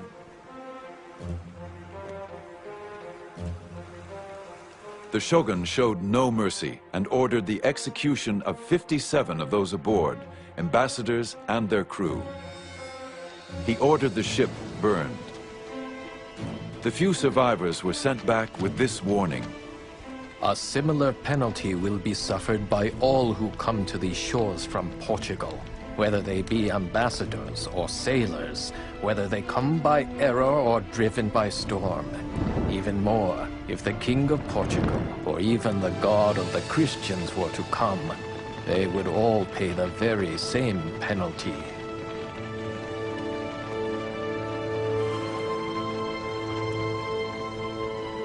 The doors of Japan clanged shut and were not opened again to the West for 200 years. The will of the shogun had prevailed.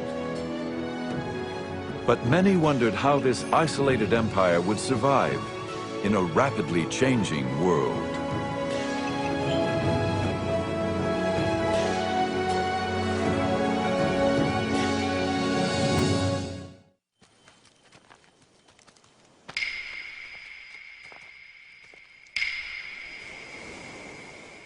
Early on the morning of July 2nd, 1853, a Japanese fisherman reported a strange sight. I was told there were ships on fire.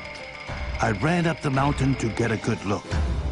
The ships came nearer and nearer, until the shape of them showed us they were not Japanese ships, but foreign. And what we had taken for a conflagration of sea was really the black smoke rising out of their smokestacks. Steamships, like most Western innovations, were unknown in Japan. Now there were 4 in the harbor. The American squadron, armed with cannons and almost 1,000 men, was ready to force its way onto Japanese shores.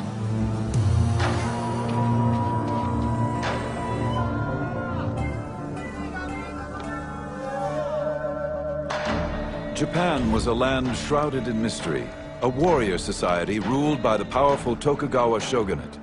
They had successfully kept the West at bay for over 200 years.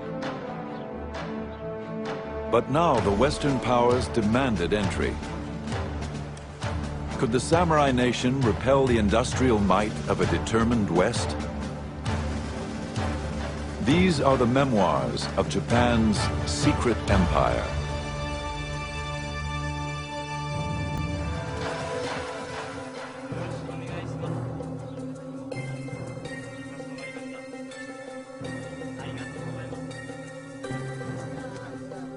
All those who are in contact with us are bound by an oath and signed with their blood not to talk or entrust to us information about the situation of their country, their religion, and secrets of government.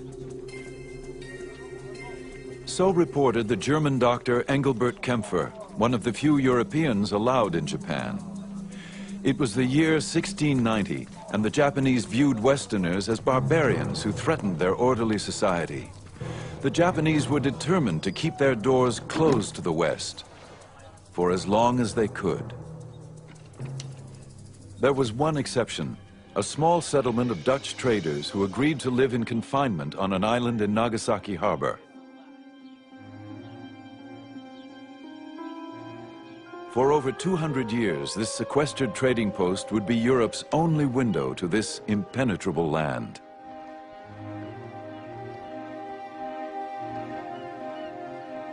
The Dutch East Indies Company sent Dr. Kempfer to provide medical care for the Dutch community. He was also asked to gather information about the everyday life of the Japanese. It would not be an easy task.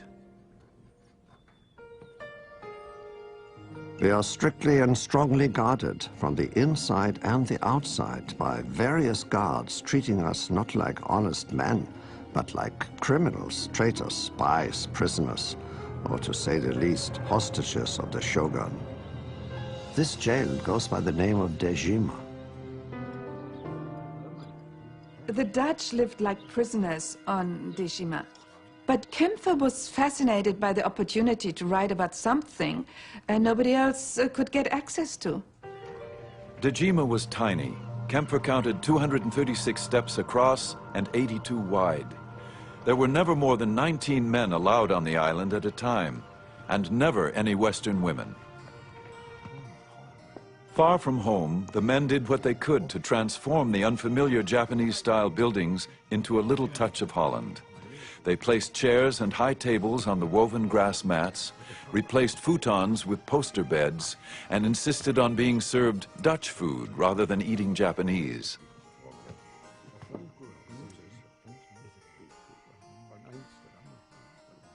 No Japanese, except for prostitutes, were allowed unsupervised contact with the Dutch. Yet, in order to gather information for his reports, Kempfer managed to create a small group of inadvertent Japanese informants. I served them willingly and without charge in my profession with medicines, while cordially serving them European liqueurs. I questioned them about local matters, nature and secular and spiritual topics, with total freedom.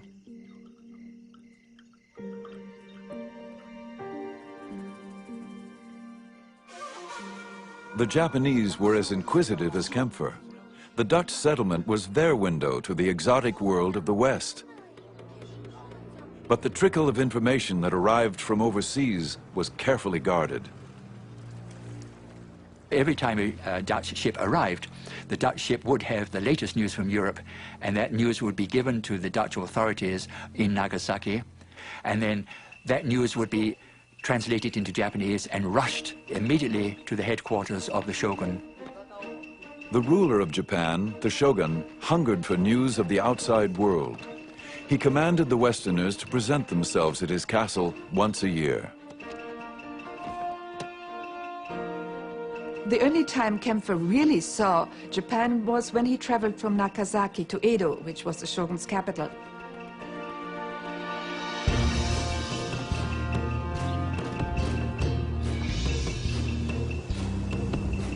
The road trip to Edo gave Kempfer revealing glimpses into the world of the Japanese.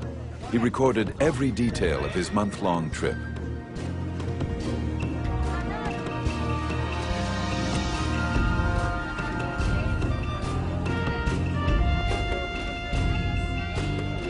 We received many of the honors that are generally shown to the provincial lords. The roads are swept with brooms and water to keep the dust down. In the houses bordering the road, people kneel behind the blinds, watching our procession in profound silence.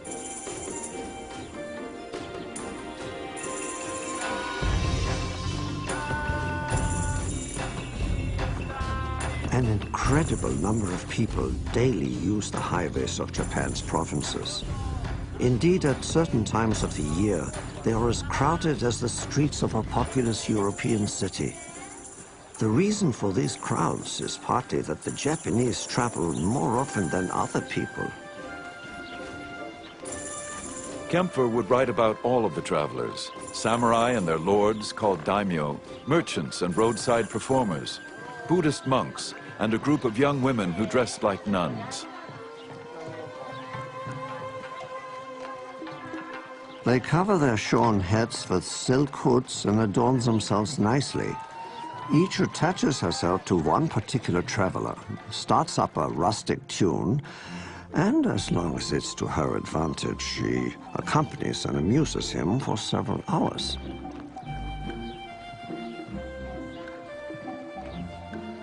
As the road traffic grew, so did the number of merchants who catered to the travelers' needs.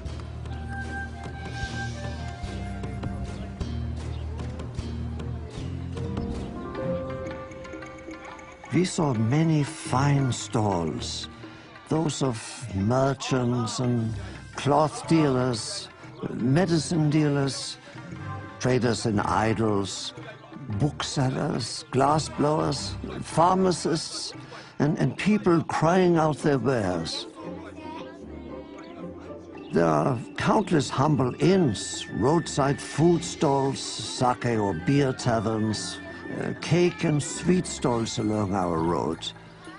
Outside tables also have a variety of biscuits of different colors and shapes on display. They are pretty to look at, but are generally so tough that it is difficult to move one's teeth if one attempts to chew them.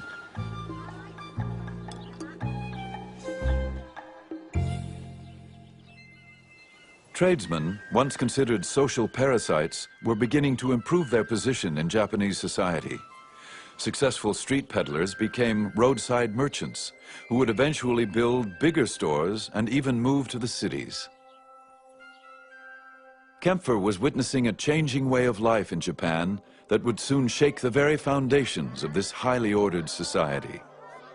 The samurai weren't allowed to engage in trade, so the merchants' standard of living was rising while that of the samurai was falling, and that was just not appropriate for Tokugawa society, where the samurai were the top class. The samurai were the elite ruling class, less than 10% of the population. In Tokugawa, Japan, one was born a samurai, and only a samurai had the right to carry 2 swords. Obligation and loyalty to one's daimyo master formed the basis of their warrior code.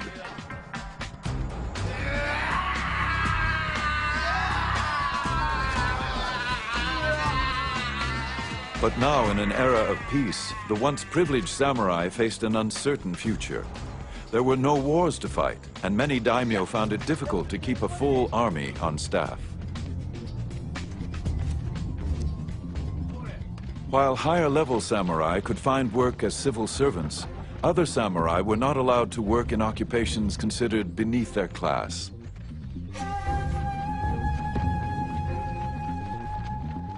An increasing number of unemployed samurai, called ronin, wandered the countryside looking for a new master.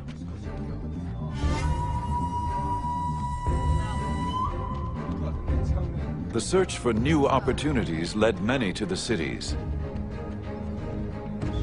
And there was no more rapidly growing city than Edo, later to be known as Tokyo. Edo was the capital of the Tokugawa Shogunate and Dr. Kempfer's destination. Here he would finally come face to face with the Shogun, the most powerful person in Japan.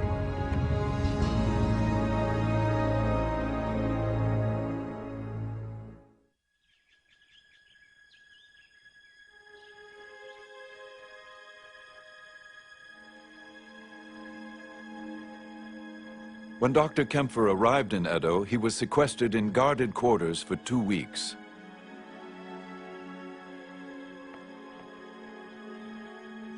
Finally, he was summoned to appear at the castle of the 5th shogun, Tokugawa Tsunayoshi.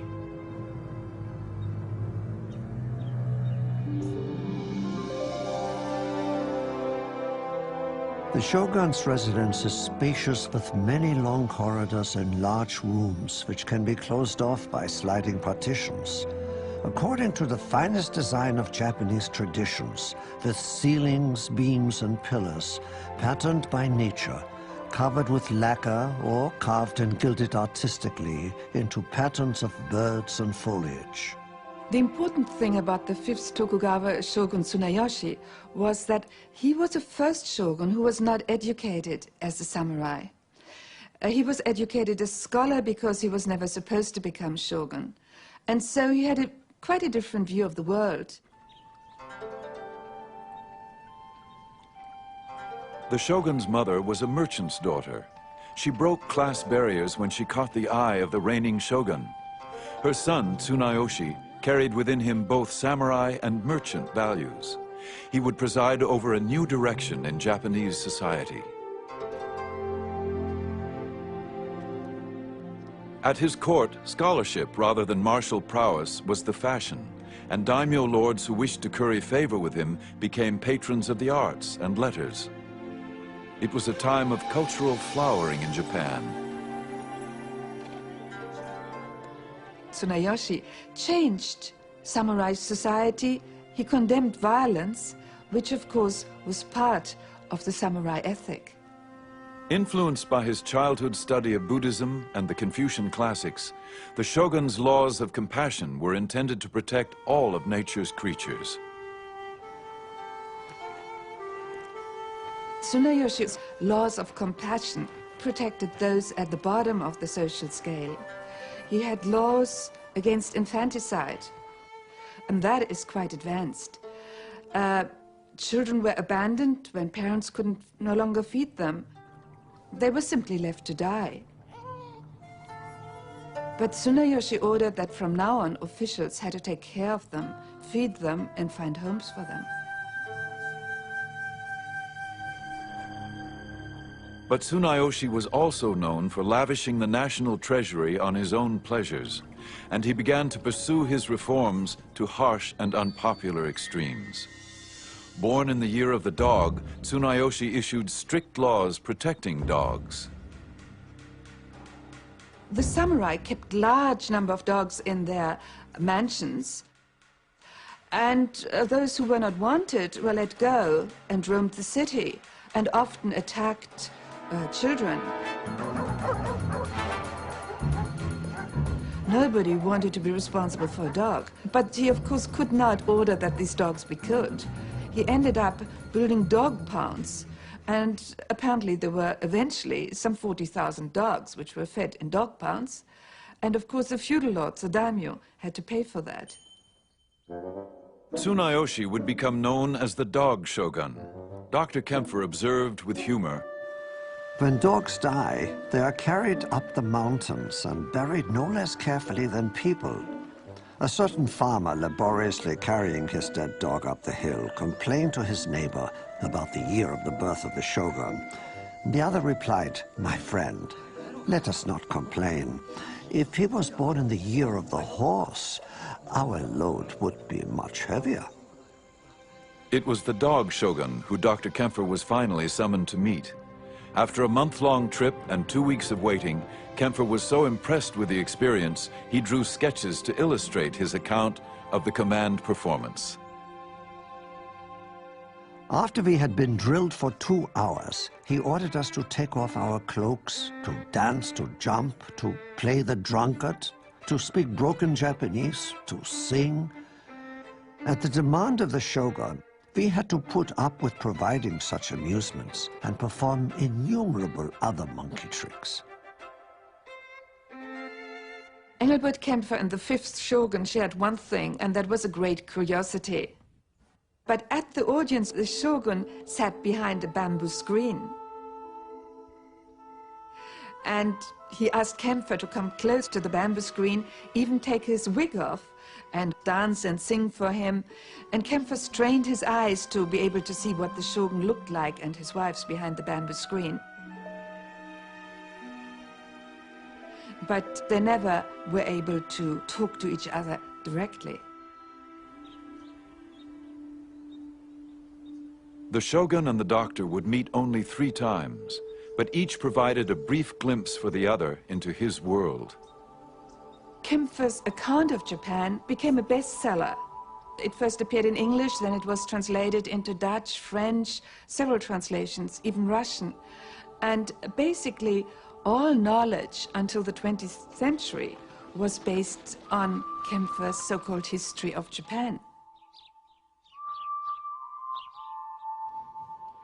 Japan had no desire to open its doors to the West. The country was at peace, but the economy was in decline. Thousands of disenfranchised samurai warriors would keep the nation on edge.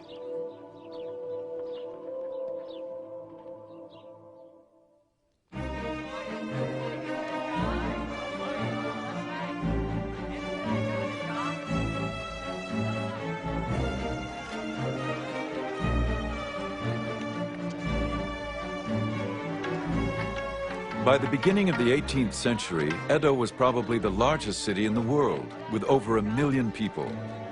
Unlike the European capitals, its citizens enjoyed a safe, clean city with an advanced recycling program.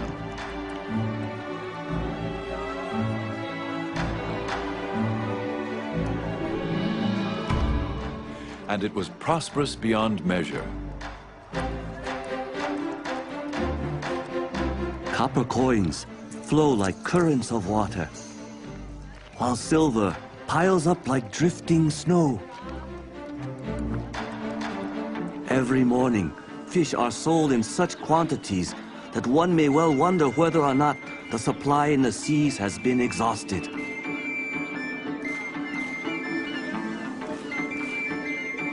Visible in the distance is Mount Fuji, rising in all its magnificence against the horizon. At least half of Edo's population were samurai warriors who had come to the capital with their daimyo lords. Since there were no wars to fight, the samurai had leisure time, but not always the means to enjoy it. The downside of the era of peace for samurai was that the samurai weren't allowed to engage in commerce, and therefore gradually they see a lot of wealthy merchants more able to do all of the things that they want to do because they have more money than your common samurai. Ironically, merchants who catered to the needs of the samurai were the ones who benefited. They could now afford to get education, develop their taste, cultural taste, and emulate the high-class samurai whom these merchants always admired and envied. The social barrier was breaking down. Since the beginning of the Tokugawa era, a restrictive class structure had kept everyone in their place. Although the classes were not supposed to fraternize, the rules began to bend.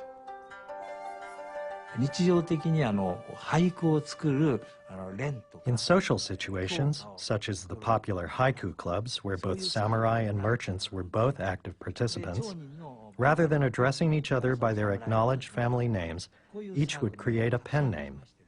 In this way, they freed themselves from adhering to the rigid rules demanded by their social standing.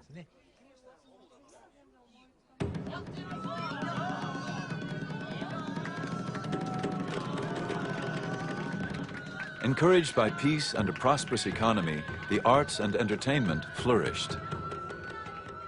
Samurai interest in education had encouraged literacy among all social groups. 85% of the male population of Edo were avid readers. In 1800, there are about 120 or more haiku poetry circles. And also there are about 500 bookstores and very active publishing activities. The people demanded these books and information. They want to read exciting fictions. Some of the best-selling novels of the day were written by a merchant-turned-author named Ihara Saikaku.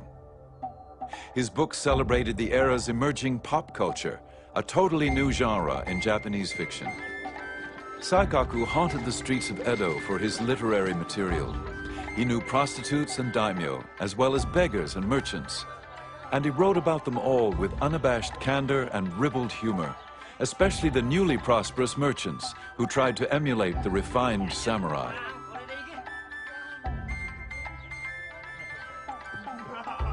If you didn't know better, you'd think they all came from fine families. But let me tell you, that one in the shiny coat, he's a glue maker. He deals in cattle bones and cow slobber. But the way he dresses, you'd think his own bones were the product of fine breeding. He's had to put his house in hock. His creditors have taken him to court. If you ask me, he's crazy to be out for a night on the town. In Edo, a night on the town often meant kabuki, the most popular form of stage entertainment. To Edo people, the kabuki actors were like Hollywood stars.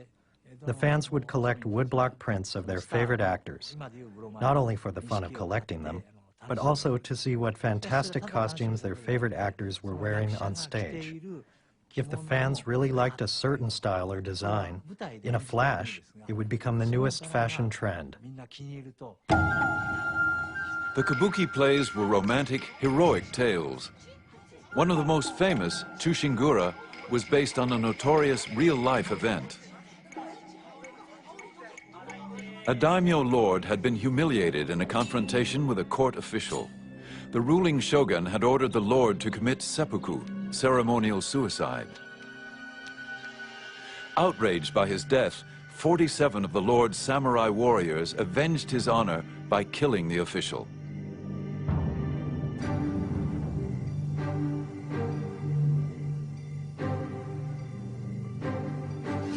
This presented the ruling shogun with a dilemma.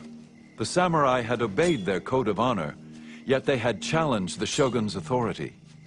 The people begged for clemency, but the shogun would not yield. He ordered the samurai to commit suicide. These samurai had lived and died by their own code of honor.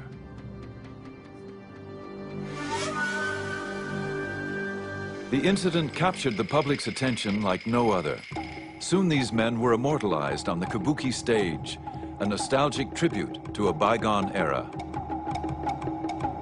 It represented for them the ideal that samurai were so selfless and devoted to honor and to their lord that they would give up their lives. And this was reassuring to them in a messy, commercialistic world in which most samurai spent their time drinking and partying and watching the theater and being selfish like us.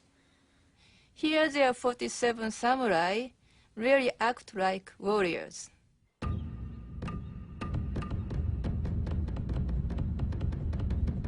All raise a shout of acclaim. Well done, well done. And this praise will be echoed through ages to come for these loyal retainers. We have recorded here their glory, ever renewed like the leaves of the bamboo. The honor of the samurai would live on in myth and legend. But in Tokugawa Japan, there were no wars, no more quests for eternal glory. In real life, the samurai would have to find another outlet for their passion.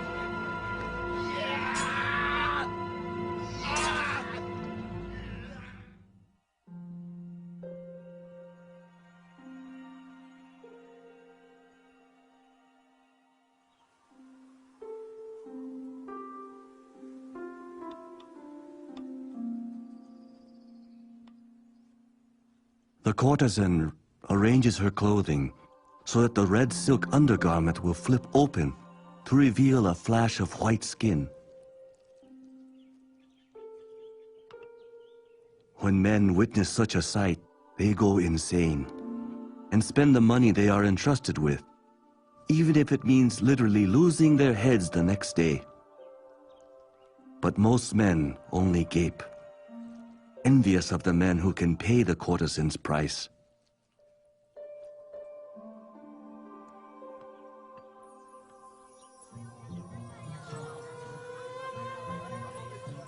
More than 3,000 courtesans and geisha plied their trade in Yoshiwara, the pleasure district of Edo. Yoshiwara was government regulated, an effective tool for keeping the restless male population under careful control. Like soldiers on perpetual leave, the samurai often spent their idle hours and squandered their meager stipends on its seductive illusions. Yoshiwara was a dreamland for Edo men. It gave them fantasy, imagination, and romance. It was like a Hollywood, where celebrity was so important. Gated, walled, and surrounded by a moat, it was a city unto itself. No Westerner was ever allowed to explore its pleasures.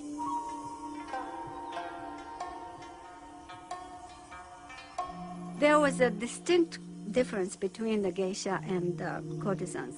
Geisha were professional entertainers.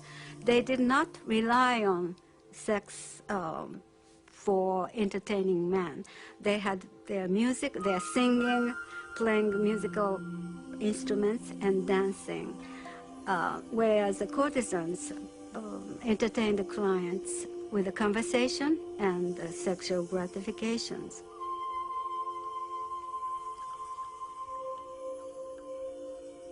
Yoshiwara courtesans were the elite of the prostitutes. If they just wanted to fulfill their sexual need, all over Edo, there were plenty of illegal, cheap prostitutes. But they wanted to come to Yoshiwara because it was such a prestigious and special place. Recruited at a young age from impoverished families, both geishas and courtesans were schooled in fastidious etiquette and endowed with a magnificent sense of style and artistic refinement. Their ability to hold a conversation about the latest play or city scandal was as important as what came afterwards. The courtesans and their clients gathered in neighboring tea houses. They were stylish centers of elegance and wit, much like the London coffee houses of the same period. To properly partake of Yoshiwara's delights was an art in itself.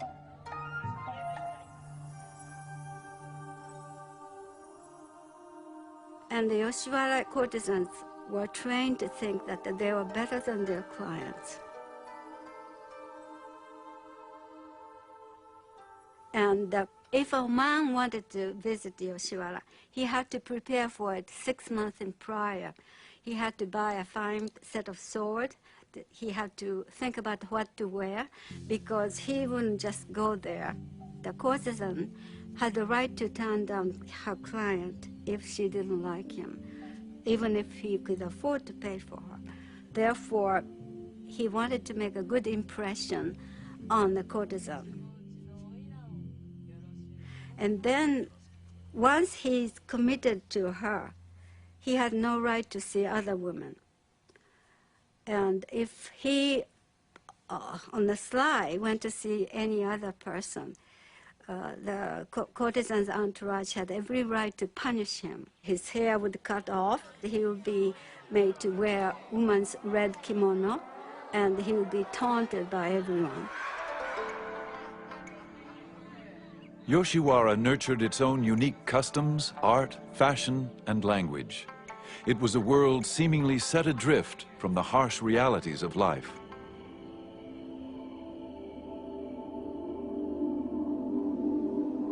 Living only for the moment, giving all our time to the pleasures of the moon, the snow, cherry blossoms, and maple leaves.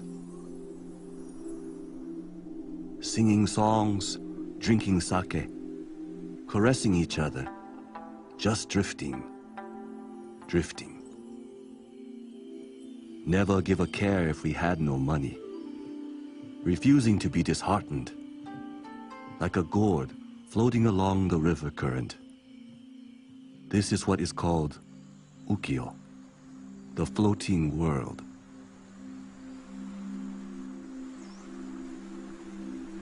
But the word ukiyo still retained its Buddhistic sense of this transitory life its impermanence, this life's suffering, was still there, particularly for the courtesans and prostitutes, all of whom had some kind of trouble.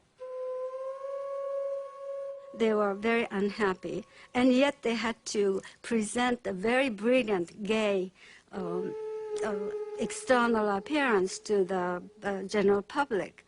It makes me think of the music of blues in jazz world, this indefinable, indescribable pathos, sadness, and languidness. This is very reminiscent of the word ukiyo to me.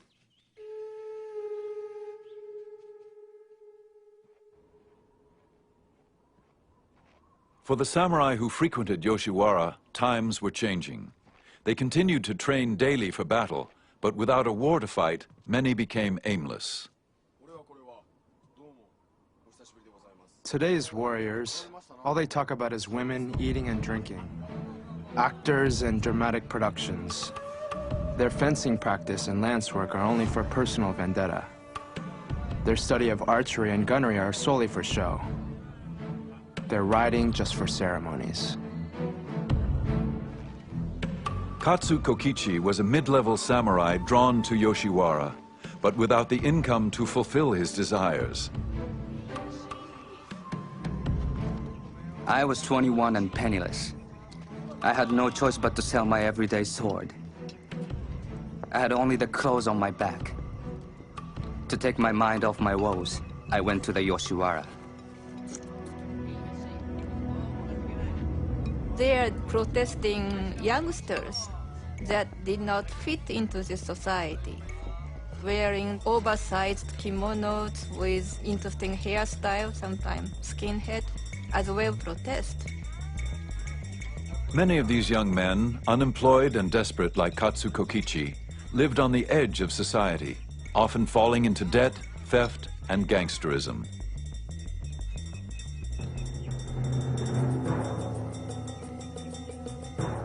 When we entered the shrine precinct, a couple of sharp-looking characters sauntered up to us, humming a tune.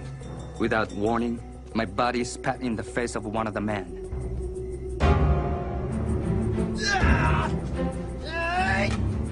We then noticed a group of about 20 men, all armed with long, hooked spears.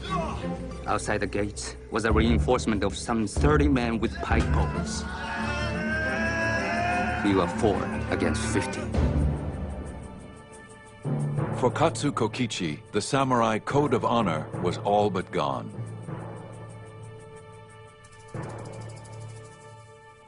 By the middle of the 18th century, the expensive delights of Yoshiwara were no longer affordable for most samurai.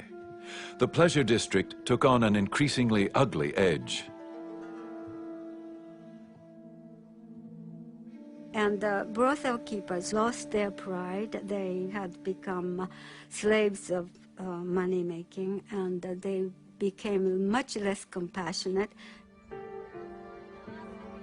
Some of them became very, very cruel and treated prostitutes miserably, and there was some death.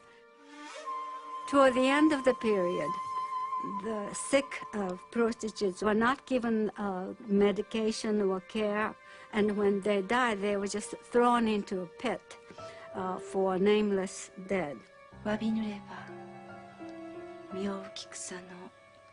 Feeling alone, just like floating weeds cut off at the root, I may just follow where the water may take me.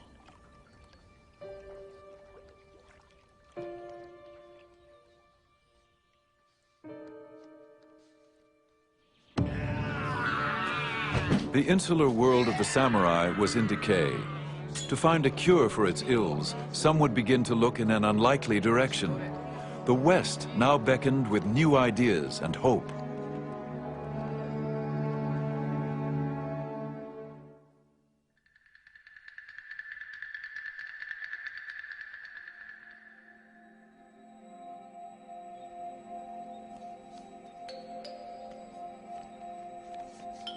I couldn't read a word, of course, but drawings of the viscera, bones, and muscles were quite unlike anything I had previously seen.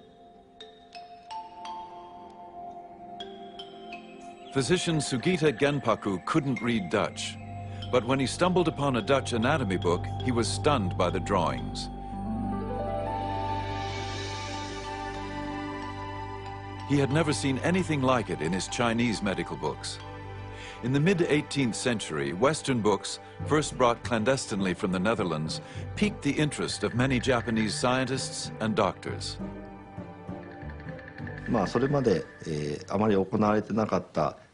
Sugita Genpaku received permission from the government to order the first sanctioned autopsy of a criminal's corpse for scientific study. The corpse of the criminal was that of an old woman of about 50 years. The old butcher pointed to this and that, giving them names, but there were certain parts for which he had no names. When we compared what we saw with the illustrations in the Dutch book, it was exactly as depicted.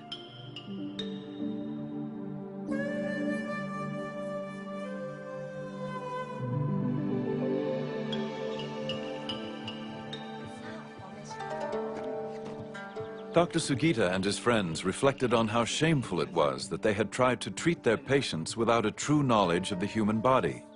He vowed to learn more. He taught himself Dutch so he could translate the book.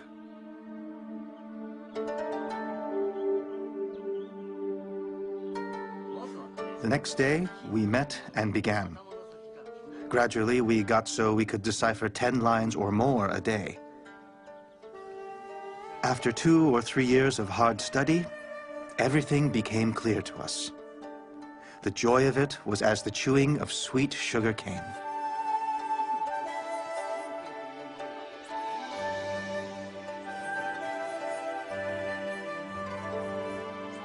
In 1774, the Shogun granted Dr. Sugita permission to publish the medical book so he could share his knowledge with other doctors. This book became part of a growing interest in Dutch learning, known as Rangaku.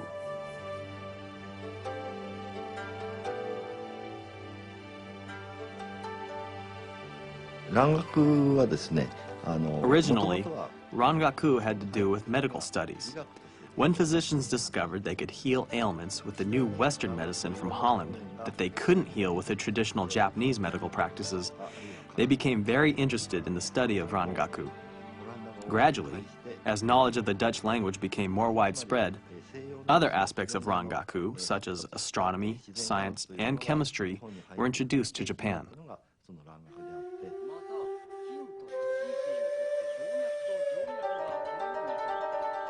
Almost 100 years after Dr. Engelbert Kempfer, the desire for Western knowledge would initiate the push to open the door to Japan from the inside.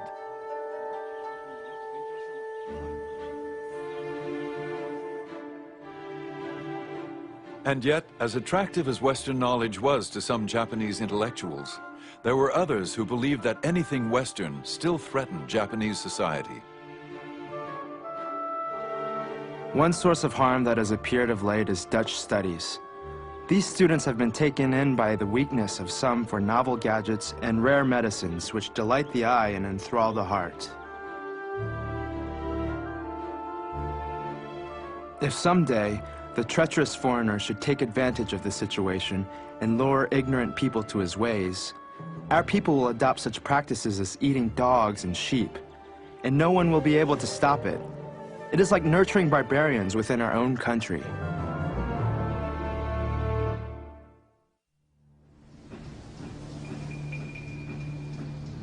Today, the alien barbarians of the West, the lowly organs of the legs and feet of the world, are dashing across the seas, tramping other countries underfoot, and daring with their squinting eyes and limping feet to override the noble nations.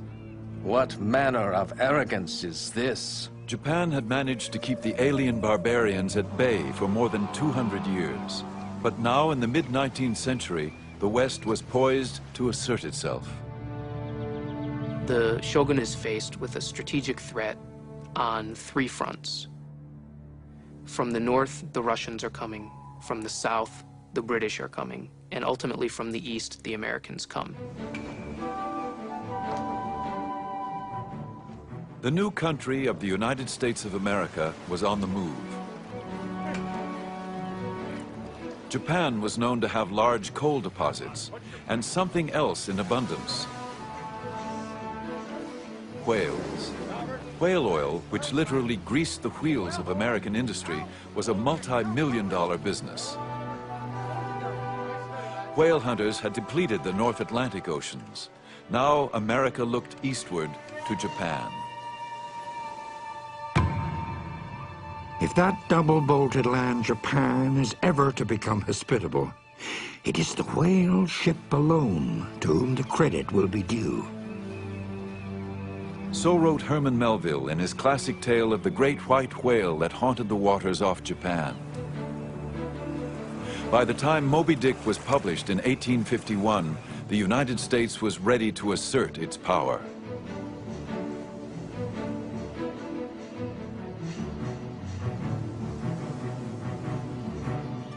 Japan's leaders were aware of the growing push towards their shores. The shogunate had been preparing for the arrival of the West for decades. They had set up a special translation bureau, which was gathering information about the West, translating atlases, translating dictionaries, developing a set of foreign affairs specialists. Key advisors warned of an imminent foreign threat. They urged the shogun to bolster his defenses. We should build warships. Then if barbarians come to our sea, we should shoot every single one of them.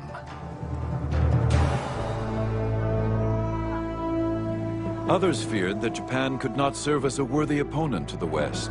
Their weaponry and ships had not changed since closing the doors to Europe 200 years before. There was no resolution.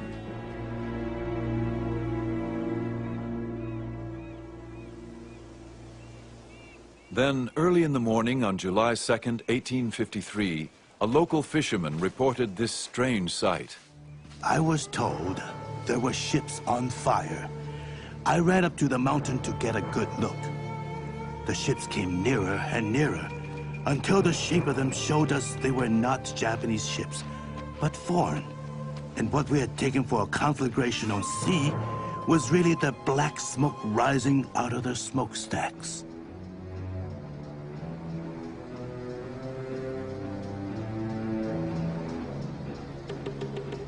These steamships dwarfed any ship ever built in Japan.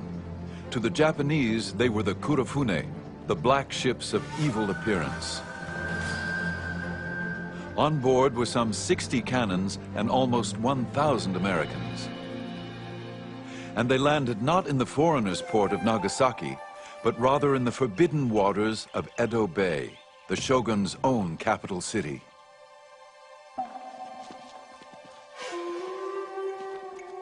Upon hearing the news, the shogun immediately fell ill.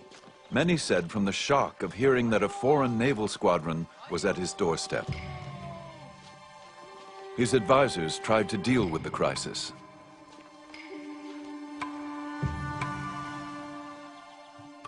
Fresh messages arrived one after the other. The situation seemed so sudden, so formidable, and so important.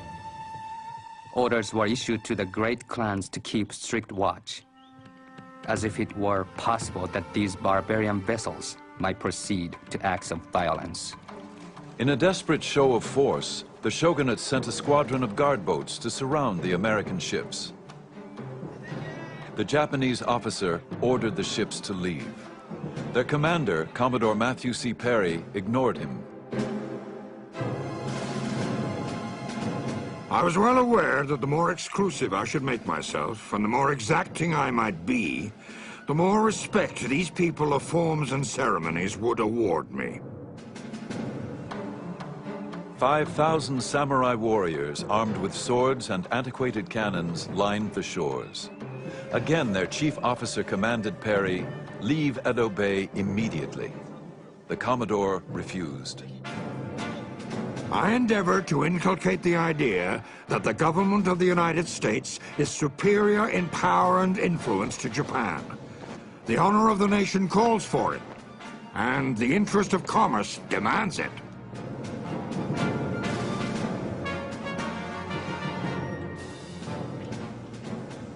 The Japanese on shore watched as Perry's crews readied for action. Cannons were loaded, guns were drawn. Perry came ashore. Perry presented his papers and delivered his ultimatum. He would be back, and he expected Japan to comply with America's demand to open the country for trade. If not, he was prepared to take Japan by force. He would return in the spring for his answer. Then he and his squadron left Edo Bay. Their deportment and manner of expressions were exceedingly arrogant, and the resulting insult to our national dignity was not small. Those who heard could but gnash their teeth and suffer this insult in silence. After the barbarians had retired, a certain person drew his sword and slashed to bits a portrait of their leader, Perry. There was great fear of Perry. There were the portraits of Perry as a devil. There were the portraits of his ships belching fire. All of this served to whip up, near hysteria on the part of portions of the Japanese populace.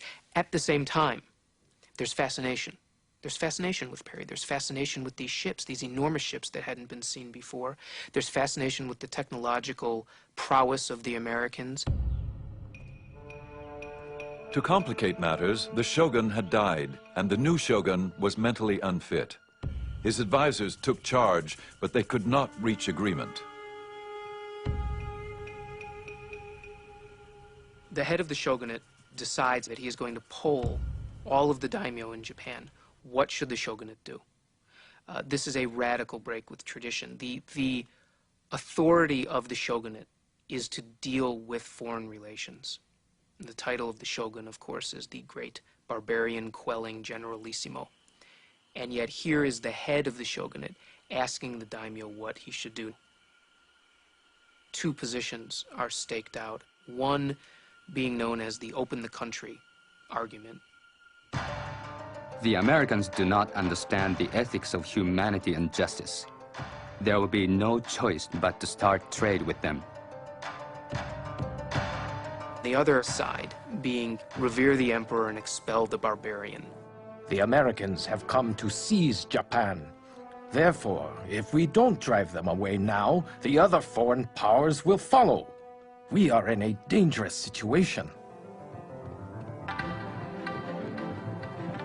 While the debate raged, the shogunate remained indecisive. The end of the year was filled with half-hearted compromises and inadequate attempts at coastal defense.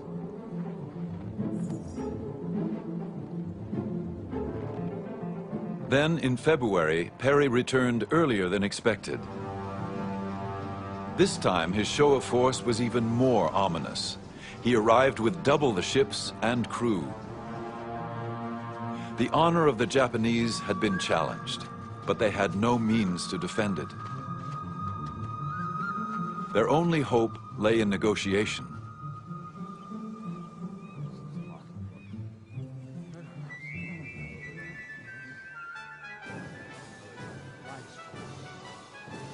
As soon as Perry came ashore, the talks began.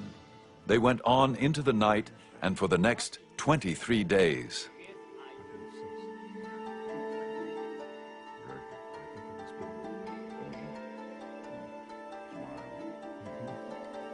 In the end, the treaty was a compromise, which served both countries' interests.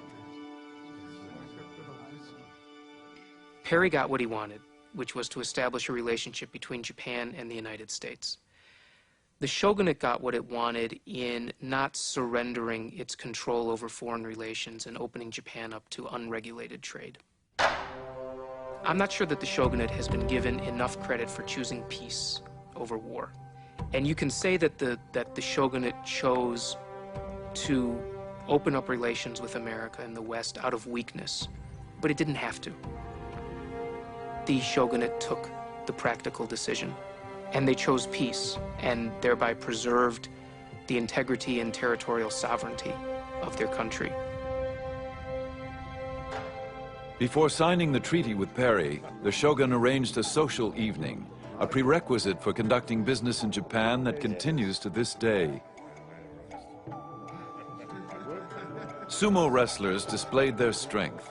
The first one invited Perry to punch him in the stomach. Another wrestler hoisted 2 huge bags of rice over his head to show his strength. Perry offered champagne and whiskey. He gave the Japanese gifts, among those of particular interest, a telegraph, a camera, and a quarter-scale steam railroad, unlike anything the Japanese had ever seen. Japanese engineers would quickly make plans to replicate them.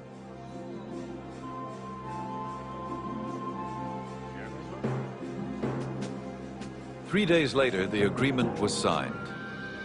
It was not long before Japan signed trade agreements with Russia, England, France, and Holland. Despite its accommodation to the West, the days of the Tokugawa dynasty were numbered. No longer was the warrior class to control the destiny of Japanese society. Within 10 years, the samurai were officially disbanded. But the samurai ethic had been indelibly engraved into Japanese culture. In 1868, the 15th shogun stepped down. With his departure, 265 years of rule by the Tokugawa family had come to an end. The modern era of Japan had begun.